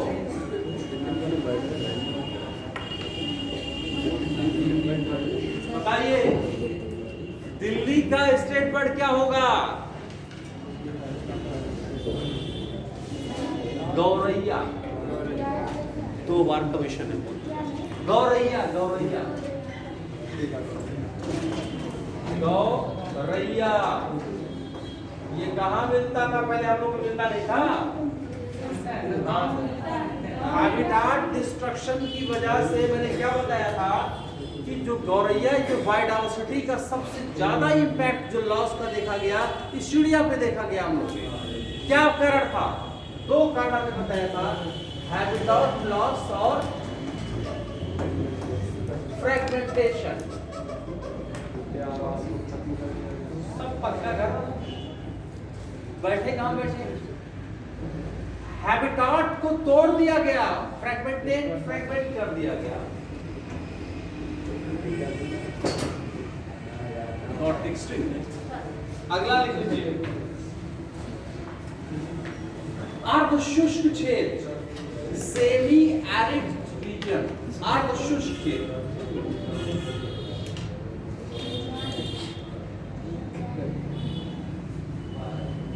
सेमी एरिड रीजन, अर्ध शुष्क क्षेत्र। दक्कन के पठार तथा पश्चिमी रेगिस्तान पश्चिमी रेगिस्तान के मध्य और पश्चिमी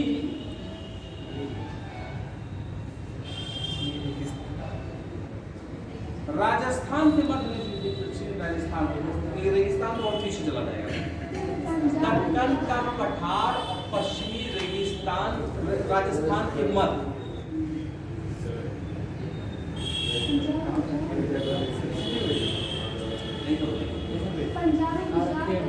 हाँ वही चीज तो लिख लीजिए। इसका विस्तार 15.6% रीजन में है। यहाँ पर एशियाटिक लायन मिलेंगे।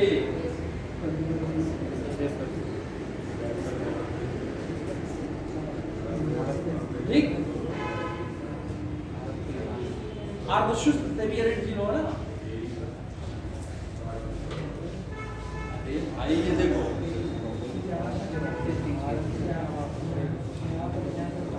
सुन लीजिए मेरी बात।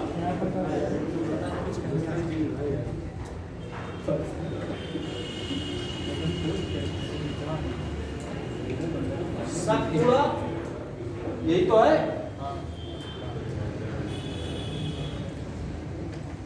वेस्टर्न घाट ये है कि ये है, कौन बताएगा?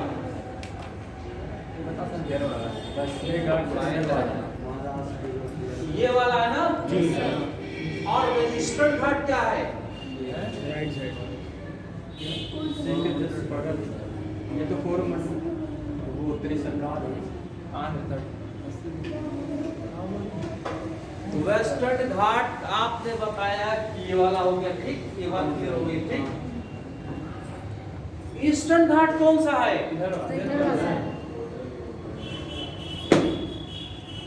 यूपीएससी में आएगा सवाल ऐसे ही, तो क्या सही कह रहे हैं ये कि नहीं मानना है? कुछ बात है तभी यहाँ रोक दिया गया है। वो बात क्या है? मुर्गी घाट से राइट साइड वाला अब उसमें गुणा गणित क्या उसमें लगानी, ऐसे ऐसे करके उससे तो कहीं और बदल जाएगा। ये वेस्टर्न घाट नहीं है,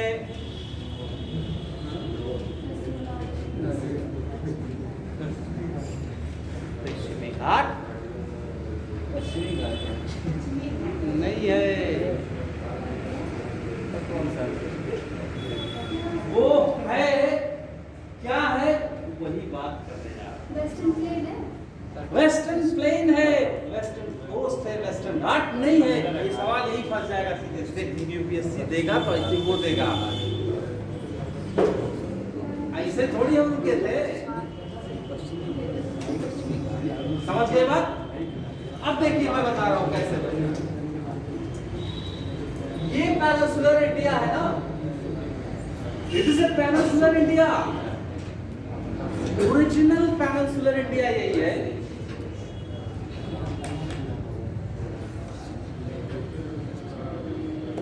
ढलान किधर है भारत का? नॉर्थ की साइड। North side. क्या जी? उत्तर पूर्वी सारी नदियां ऐसे ही तो आ रही है। बताओ फिर यहाँ पे मसला है, फिर लगा कभी फंसा मामला है। ढलान किधर आएगा? पश्चिम से। ये जो रीजन ऊपर यहां से जो होगा ये विंध्या है। विंध्या से जो ये प्रायद्वीप भारत ये पूरा है, विंध्या से जो ढलान होगी वो साउथ से नॉर्थ की तरफ जाएगी। अभी तो गंगा ये बह रही है, बहुत सारी नदियां ऐसे आके मिल रही है। ये तो कहा गया है कि आप रूद गंगा वो दिन है आप तुझको, और गोदी में खेलती है इसकी हजारों नदियां। भारत की गोदी में हजारों नदियां खेल रही है कि नहीं खेल रही है? बात है क्या? तो ढलान दो है भारत के, एक तो इधर हुआ और विंध्या के ऊपर जो ढलान होगा वो साउथ से नॉर्थ की तरफ होगा। तभी तो ये गंगा से जाकर सब ट्रिब्यूटरीज बनी है। चंबल, गंडक, कोसी, ये सब इधर ही तो हो रही है पूरा। सर ऐसे और भी ढलान हो जाएगा, पश्चिमी घाट का ढलान हो जाएगा, फिर गुजरात और उसमें जो नदियां इधर अभी बता रहा हूँ एक प्रोमिनेंट लेयर है। बाकी तो एक टीला वाला अगर कह दो सब खड़ा कर दो, इसकी तो नहीं, इधर जिधर होगा ना उधर हो जाएगा। उसके बाद मतलब एक प्रोमिनेंट वे में ले जाएगा भाई, जिसकी फ्लो कम से कम 1300-1400 किलोमीटर ही हो। अब बाकी तो पहाड़ टीला कर लो तो उसका भी इधर किसकी होगी, इधर आ जाएगा, वो अलग बात। देखिए अब देखो मेरी बात सुनो, ये ओरिजिनल है, ये ओरिजिनल था। पेनिनसुलर इंडिया प्रायद्वीप कहाँ से टूटा था? ये गोंडवाना समागम कराया। ये करोड़ों अरबों साल तक हैवी डाउनपोर्स टेक प्लेस, जबरदस्त घनघोर बारिश होती रही। जब नदियां बारिश होगी तो नदियां अपने साथ क्या लाएंगी? अवसाद लाएंगी, लाएंगी ना। अब जाहिर सी बात है, इसका जो अवसाद इधर से गया और इधर से जो अंगारा लैंड का अवसाद आया, यहाँ हिमालय बन गया और ये बन गया, और हिमालय से जो नदियां आती रही, इसने भी इस गड्ढे को भर दिया, तो ग्रेट प्लेन बन गया कि नहीं बना? ग्रेट बन गया। देखिए ये हिमालय है, हिमालय से जो भी नदियां आई होंगी और नदियां ला लाकर अपने इस गड्ढे को काट दिया, इस कैथीसी को, तो ये कौन सा बन गया? Great plain. गंगा का सबसे बड़ा, दुनिया का सबसे फर्टाइल लैंड प्लेन बना कि नहीं बना? कोई बात? कोई दिक्कत? अब देखिए, ये वेस्टर्न घाट है, 300-400 किलोमीटर चौड़ा है ना, कई 70, 80, 100 किलोमीटर चौड़ा। तो इसके ढलान पर भी तो कोई नदियां रही होंगी ना कि नहीं होगी? तो जो नदियां यहां से लाएंगी तो अपने साथ क्या लाएंगी? तो इसने यहां तक अवसाद जमा करके वेस्टर्न प्लेन या वेस्टर्न कोस्ट बना दिया। नहीं समझिएगा, ये ओरिजिनल और ये पतला सा ये, तो ये वेस्टर्न घाट है ना, और इसके बगल में क्या है? Western coast. कोस्ट। यही बात, इधर की जो नदियां लाई होंगी ईस्टर्न घाट से, ये भी तो जमा कर दिया, तो ईस्टर्न कोस्ट हो गया या पूर्वी मैदान हो गया। और जो नदियां यहां से गई और हिमालय से निकल के आई, वो भी लाई होंगी, इसने क्या बना दिया? मैदान गंगा का, जिसपे हम लोग रहते हैं मैदान। तो प्लेन क्या है? 3 है, ये है, तो ये है, ये है। यूपीएससी क्या पूछेगा कि वेस्टर्न घाट, ईस्टर्न घाट, इसको कुछ और दे देगा, निम्नलिखित में कौन सा स्टेटमेंट सही है? मतलब जो क्वेश्चन बनाएगा तो आप आखिरी लाइन को आप नहीं मारोगे, प्लेन आ जाएगा। नहीं समझ एक बात? समझ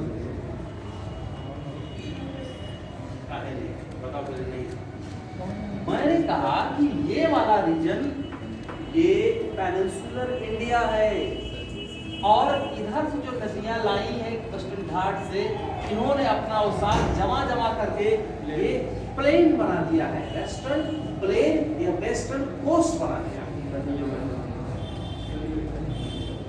और इधर वाला भी ईस्ट कोस्ट, और ओरिजिनल भारत ये वाला,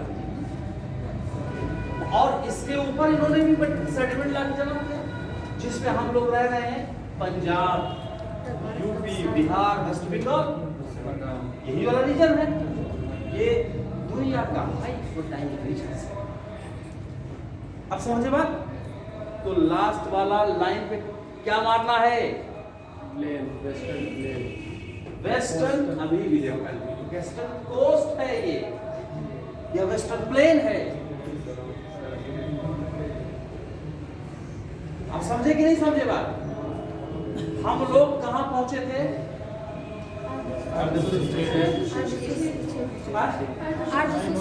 हाँ, अब लिख लीजिए, वेस्टर्न घाट, वेस्टर्न घाट लिख लीजिए। लोकली इसको सह्याद्री हिल्स कहा जाता है, लोकली सह्याद्री हिल्स भी कहा जाता है। वेस्टर्न घाट करते नहीं है?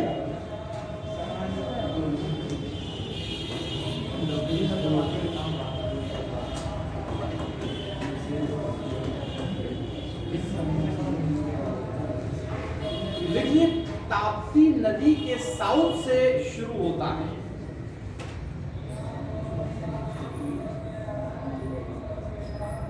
ताप्ती नदी है ना,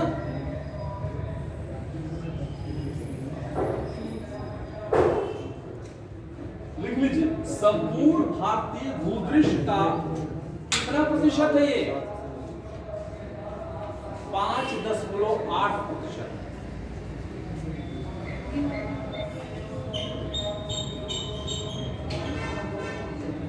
लिख लीजिए, शीर्ष जैव विविधता वाला क्षेत्र है ये। शीर्ष जैव विविधता वाला क्षेत्र है। संपूर्ण भारतीय 5.6%। वही तो लिखाओ भाई, लिख लीजिए, शीर्ष जैव विविधता वाला क्षेत्र। अभी हमने बात किया, इसको लिखिए, ये हॉट स्पॉट भी है। हॉट स्पॉट में कंसिडर किया था। आगे लिख लीजिए, इसमें जंतु ले लीजिएगा, चीता, शेर, और एक क्या लोगे, लायन टेल मकाका, उसको फिर ले लीजिए।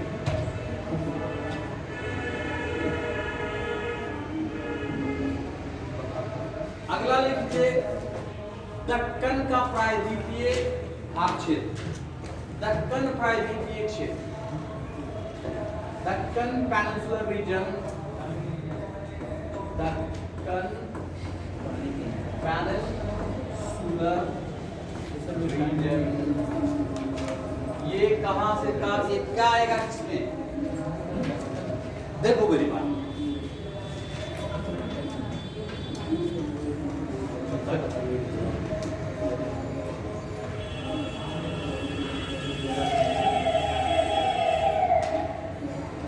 सतपुड़ा, वेस्टर्न घाट और ईस्टर्न घाट, इसके बीच का जो रीजन है यही दक्कन क्षेत्र। ठीक, बायो ज्योग्राफिकल रीजन, भू जो भौगोलिक क्षेत्र पढ़ाएंगे। पूछा जाएगा कौन सा जो भौगोलिक क्षेत्र सबसे बड़ा है? ठीक, तो लिख लीजिए, ये संपूर्ण भारत का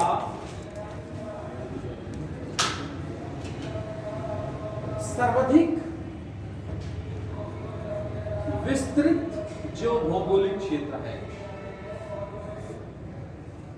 विस्तृत जो भौगोलिक क्षेत्र है, एरिया 43% है।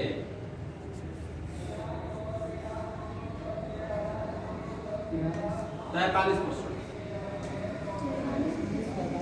43%। इसमें बहुत सारी बायोडायवर्सिटी अलग अलग सब पाएंगे। अब देखिए, गंगा का मैदान, Gangetic plains, Gangetic plains, Ganga का मैदान।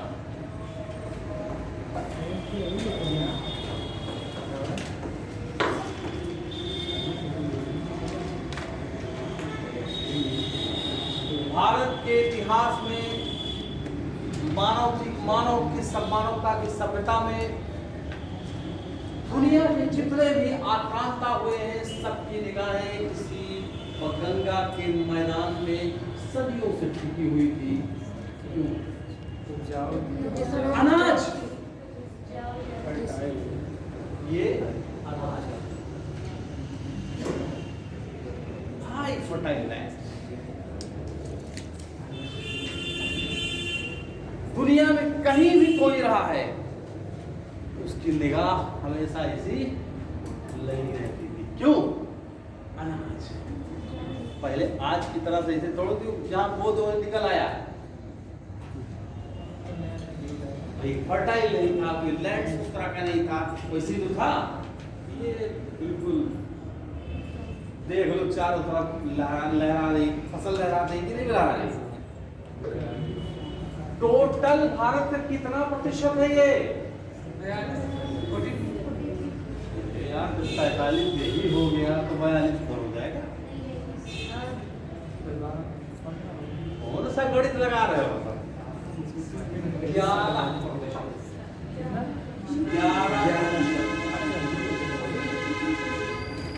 भाई, और जैसे आप देखो हिमालय है, ये हिमालय नहीं हो गया, और ये पीछे ही तो प्लेन हुआ। लिखने 11%। गंगा के समतल मैदान में क्या वो असम वाला हिस्सा भी आएगा? बिल्कुल आएगा, असम का जो वो वाला रीजन होता है। आगे लिख लीजिए, Rajasthan, UP, Bihar, West Bengal most fertile lands है। एरिया 11%।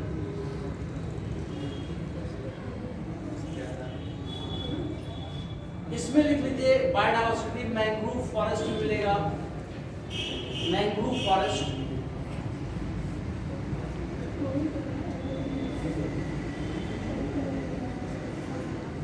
इंडियन राइनोसरॉस मिलेगा, भारतीय गेंडा मिलेगा,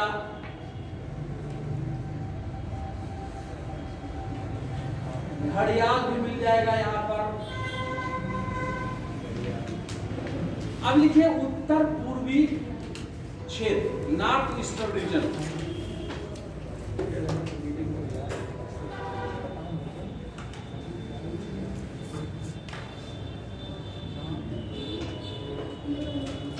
लिख लीजिए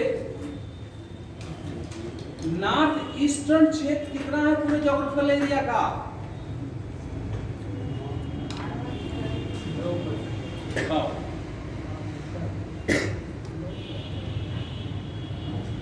5.2%, 5.2%।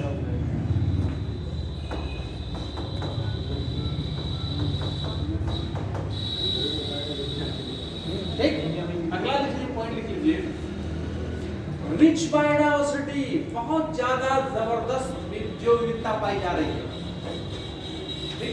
रिच बायोडायवर्सिटी मिलेगा नहीं, क्योंकि ये कौन सा रीजन है?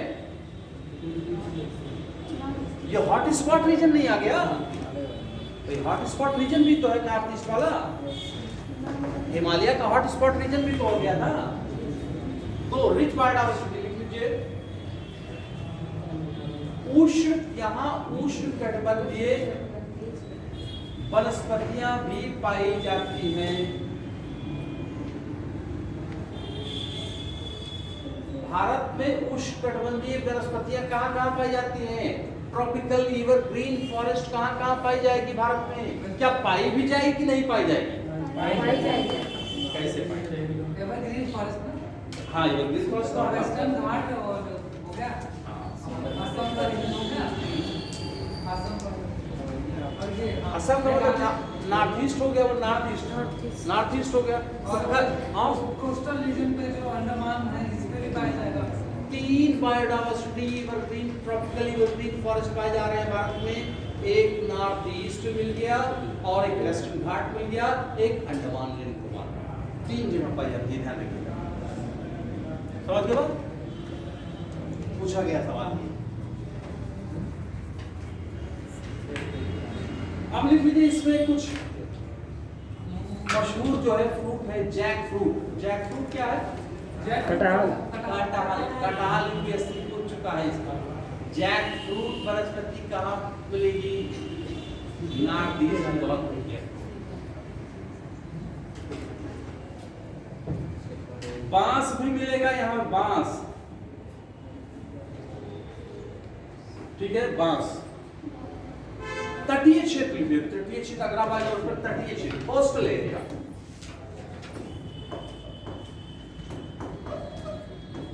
कोस्टल एरिया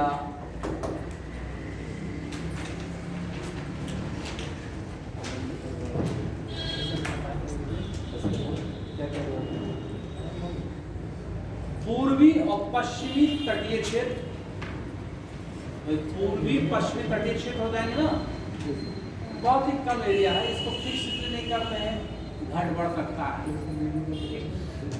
इसलिए। किस लिए मशहूर है? मैंग्रोव फॉरेस्ट के लिए। Mangrove forest. आगे लिख लीजिए, जंतु यहां कौन से मिलेंगे? डॉल्फिन।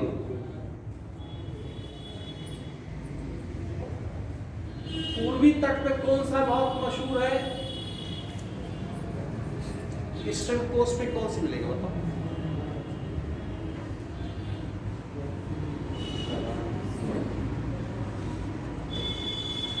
गंगा वो टाइगर नहीं मिलेगा, सुंदरबन डेल्टा। सुंदरबन डेल्टा मिलेगा नहीं, बंगाल टाइगर मिलेगा नहीं।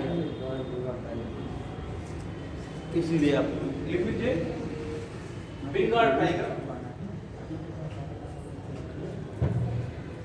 डुगांग डुगांग डुगांग डुगांग एक मैमल है, पानी के अंदर पाया जाता है मैमल डुगांग। पूछा गया है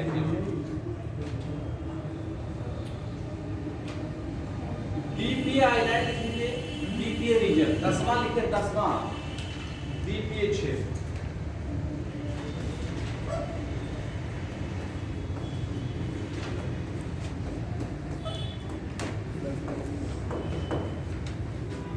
डीपीए 6 लिखिए, अंडमान निकोबार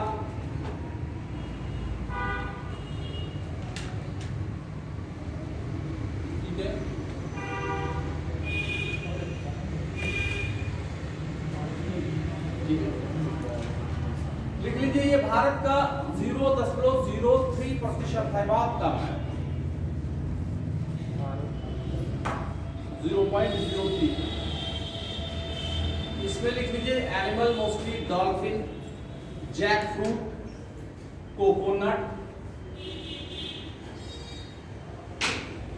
ठीक है,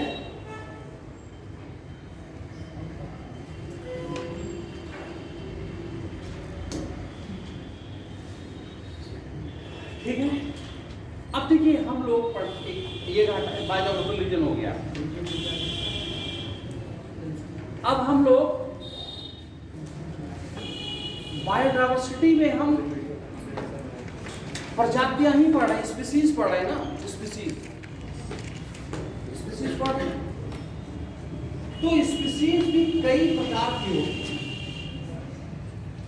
जैसे अम्ब्रेला स्पीसीज, जैसे होता है एंडेमिक स्पीसीज, जैसे होता है कीस्टोन स्पीसीज, जैसे आइकॉन स्पीसीज, जैसे एम्बेसडर स्पीसीज। पहले सारी स्पीसीज को थोड़ा सा बनाकर हम इसको समझ लेते हैं, और ये डायरेक्ट पूछा जाएगा कीस्टोन स्पीसीज क्या है, अम्ब्रेला स्पीसीज क्या है। एंडेमिक स्पीसीज क्या है? एंडेमिक तो हम पढ़ लेंगे ना, तो वो स्पीसीज को फिर पढ़ लेते हैं। बायोडाइवर्सिटी में सब स्पीसीज ही की तो बात हो रही है। उसको करने के बाद IUCN रेड लिस्टेड पढ़ लेते हैं। IUCN रेड लिस्टेड के बाद एक और बहुत बढ़िया चीज था पढ़ने वाला, लेकिन चलो पहले कीस्टोन फिर उसको पढ़ लेते हैं, फिर उसके बाद 2 टॉपिक बचेगा तो उसको करते हैं। स्पीसीज पहला लिख लीजिए, कीस्टोन स्पीसीज।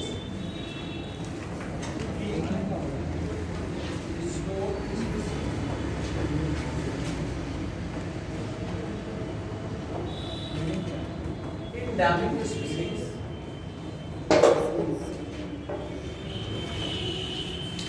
कीस्टोन एंडेमिक्स हो गई, और एक्सोटिक स्पीसीज हो गई। और लिख लेते हैं इंडिकेटर स्पीसीज है, इंडिकेटर यानी सूचकांक स्पीसीज। और लिख लीजिए अम्ब्रेला, फ्लैगशिप और अम्ब्रेला, अम्ब्रेला और फ्लैगशिप, अम्ब्रेला और फ्लैगशिप स्पीसीज।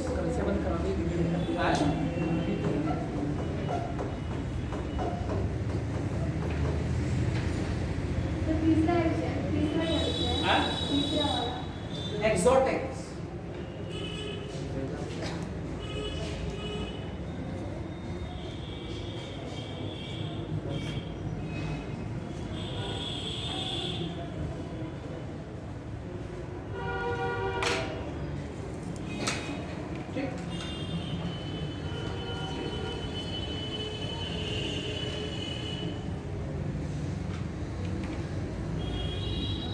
स्पीसीज का मतलब आपने समझ ही रहे हो क्या है?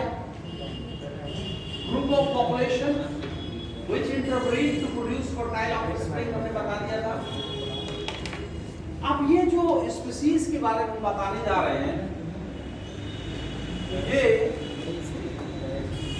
किसी इकोसिस्टम में कैसे ये रोल अदा करते हैं ये जरूरी है, क्योंकि डायरेक्टली पूछ लेता है कि ये अम्ब्रेला स्पीसीज है कि फ्लैगशिप स्पीसीज, एक्सोटिक स्पीसीज है कि एंडेमिक स्पीसीज, की स्टोन स्पीसीज है कि क्या स्पीसीज है। ठीक है, ये चीज है। अब देखिए मेरी बात, जैसे एक इकोसिस्टम है, इसमें क्या एक ही प्रकार की स्पीसीज होगी? नहीं, कई प्रकार की स्पीसीज होगी। जब एक ही प्रकार की स्पीसीज होती है तो क्या बोलते हैं? वो सर उनका सिमसेल नहीं, मतलब वो तो हम लोग बायोडाइवर्सिटी डिटरमाइन कर रहे हैं। जैसे मान लिया हम लोग हैं, मानो स्पीसीज है, तो इसको क्या कहोगे? मानो प्रजाति, पॉपुलेशन कहेंगे ना, मानो आबादी कहेंगे। एक ही स्पीसीज के सारे मेंबर को पॉपुलेशंस कहा जाता है। ठीक? और अगर ये क्षेत्र है, इसमें A, B, C, D, E, F, G, H, I कई प्रकार की प्रजातियां हैं, तो उसको क्या कहेंगे? उसको समुदाय कम्युनिटी कहेंगे।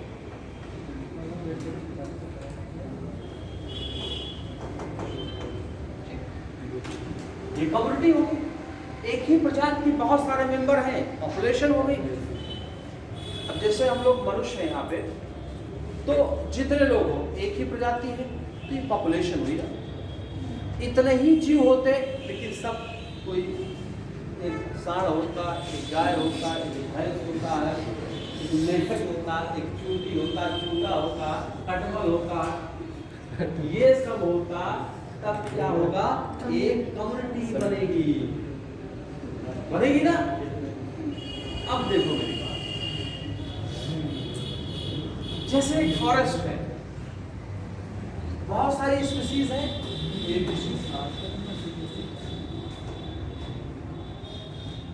इसमें क्या है? कोई स्पीसीज ऐसी होगी जिसकी जो स्पीसीज जो है वो पूरे कम्युनिटी को कंट्रोल करेगा। क्या करेगा? यानी उसकी आबादी अगर कम हो गई तो सारे जो स्पीसीज हैं सब के ऊपर इंपैक्ट पड़ेगा। की है, की मतलब चाबी, इसलिए की स्टोन स्पीसीज कहा गया।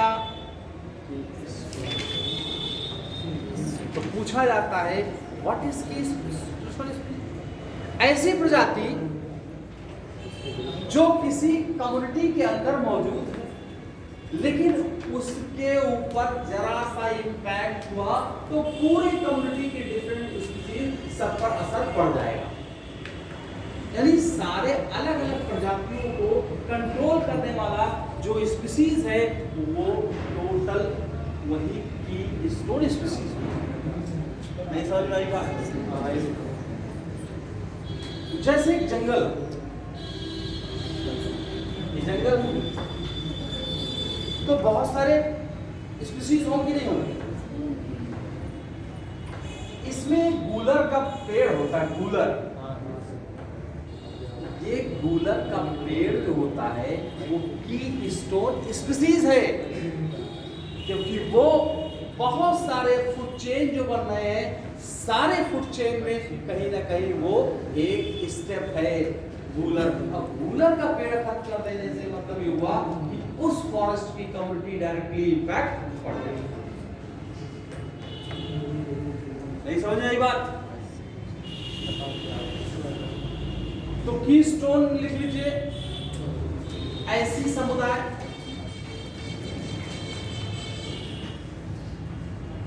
जो किसी ऐसी प्रजाति क्या लिखा आपने? ऐसी समुदाय, ऐसी प्रजाति लिखी, कीस्टोन स्पीशीज के बाद तो ऐसी प्रजाति जो पूरे समुदाय को कंट्रोल करती है कि कीस्टोन स्पीशीज क्या है। क्लियर होगी बात?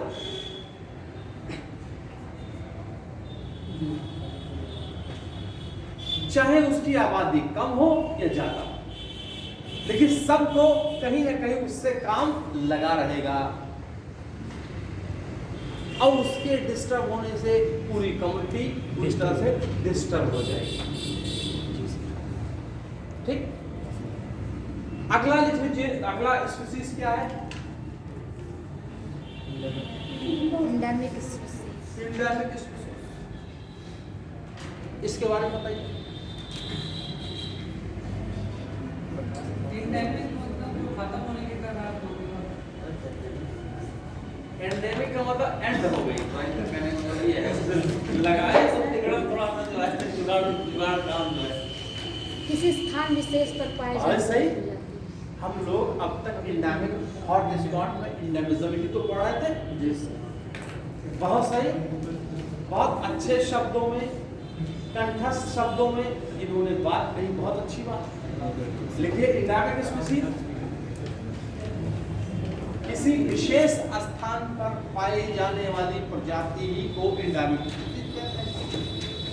और अब सवाल पूछा जाएगा कि एंडेमिक स्पीशीज कहां पाए जाएंगे? बोलो।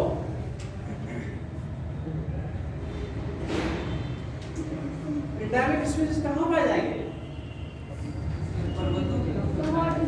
हॉट स्पॉट में, पर्वतों तो कहे पर्वत और नदी का ये बात सीधे सीधे बताई ही गई है। हॉट स्पॉट का कैरेक्टरिस्टिक फीचर ही तो बताया गया था एंडेमिज्म है। तो पर्वत, पहाड़, नदी और पोखरा और तालाब काहे कर रहे हो यार? एंडेमिज्म कहां पाएगा? हॉटस्पॉट क्षेत्र। वही पाएगा। इसका मतलब है पूरी दुनिया में एंडेमिज्म कितने क्षेत्र में पाए जाएंगे? और भारत में 4। ऐसे देखिए, कंक्लूजन इससे निकालिए आपने। अगला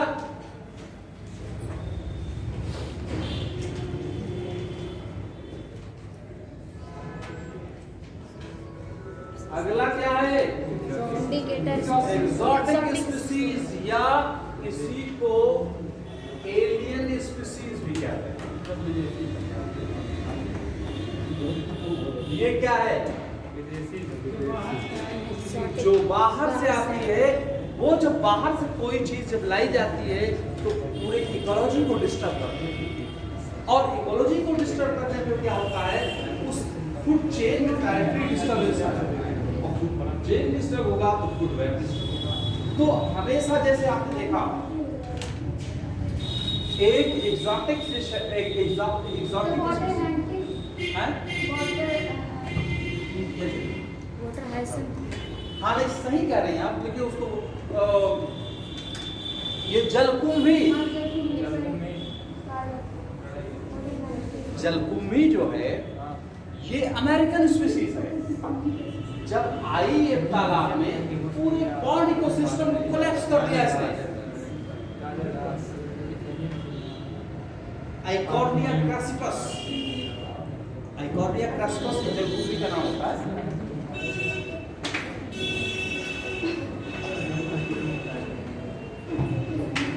देखो, जब भी कोई स्पीशीज आ जाए, जैसे मनुष्य मान ले,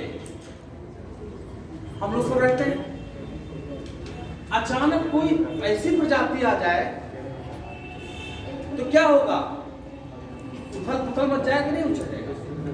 जहां मानव आवास में, जैसे हम लोग घरों में रह रहे हैं, एक शेर उड़ा जाए अचानक क्या नाम, जबकि शेर अपने ही रीजन का, दूसरे क्लाइमेट कोई आ जाए पूरे इकोसिस्टम में पूरी फूड चेन के सारे लेवल्स के T1, T2, T4 सारे डिस्टर्ब होंगे और एलियन स्पीसीज पूरे इकोसिस्टम में कोलैप्स करेंगे। जैसे मैंने बताया जलकुंभी जो है पूरे तालाब इकोसिस्टम को कोलैप्स कर दिया। जलकुंभी कहाँ का था? ये भारत में पूरा पानी में जितना ऑक्सीजन था सोख डाला, सोख लिया पूरा पानी के अंदर, कोई ऑक्सीजन बचा नहीं, सारे जीव जंतु मरना शुरू कर दिया। तो एलियन स्पीसीज या एक्सोटिक स्पीसीज जो बाहर से स्पीसीज आते हैं, ठीक है, इसमें चाहे जो पेड़ पौधे आएंगे मतलब जो बाहर से आएंगे। देखो एक होता है बड़े लेवल्स पे डिस्ट्रॉय करना, एक होता है छोटे लेवल्स पार्टिकल्स का उसका लेकिन डिस्टर्ब हो जाता है। इसको छोड़ दो, अभी हम ही लोग हैं, जैसे मेहमान आ गए, 4 दिन रह गए, पूरा घर तबाही मचा है, सब परेशान। कब दिखे? क्योंकि एक ही प्रजाति है, मामला तो बहुत गड़बड़ हो जाएगा। आगे लिखो, एंडेमिक होगी, एक्सोटिक, पार्थिनियम लिख लीजिए, एक्सोटिक स्पीसीज पार्थिनियम लिख लीजिए, एग्जांपल लीजिए, एक्सोटिक स्पीसीज का एग्जांपल पार्थिनियम। सर इसका भी लिखवाया नहीं है परिभाषा, एक्सोटिक स्पीसीज। एक्सोटिक स्पीसीज लिख लो,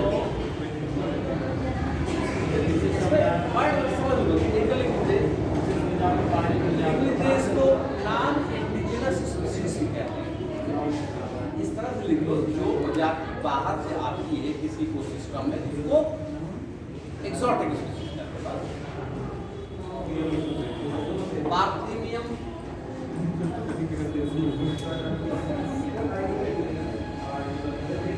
इसको कैरेट ग्रास कहते हैं, कैरेट ग्रास। इसी को अमेज़न कैटफिश,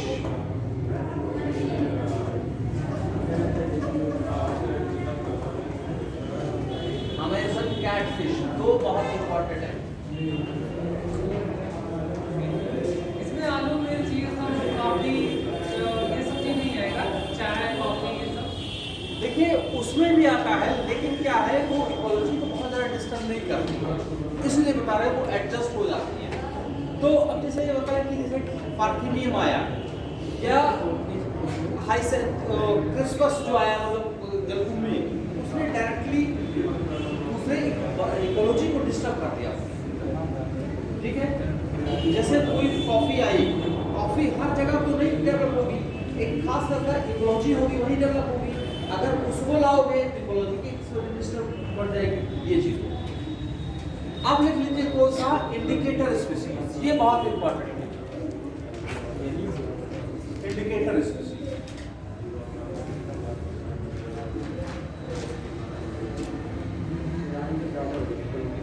टाइम ज़्यादा हो गया, बंद करो। थोड़ा सा बंद करो।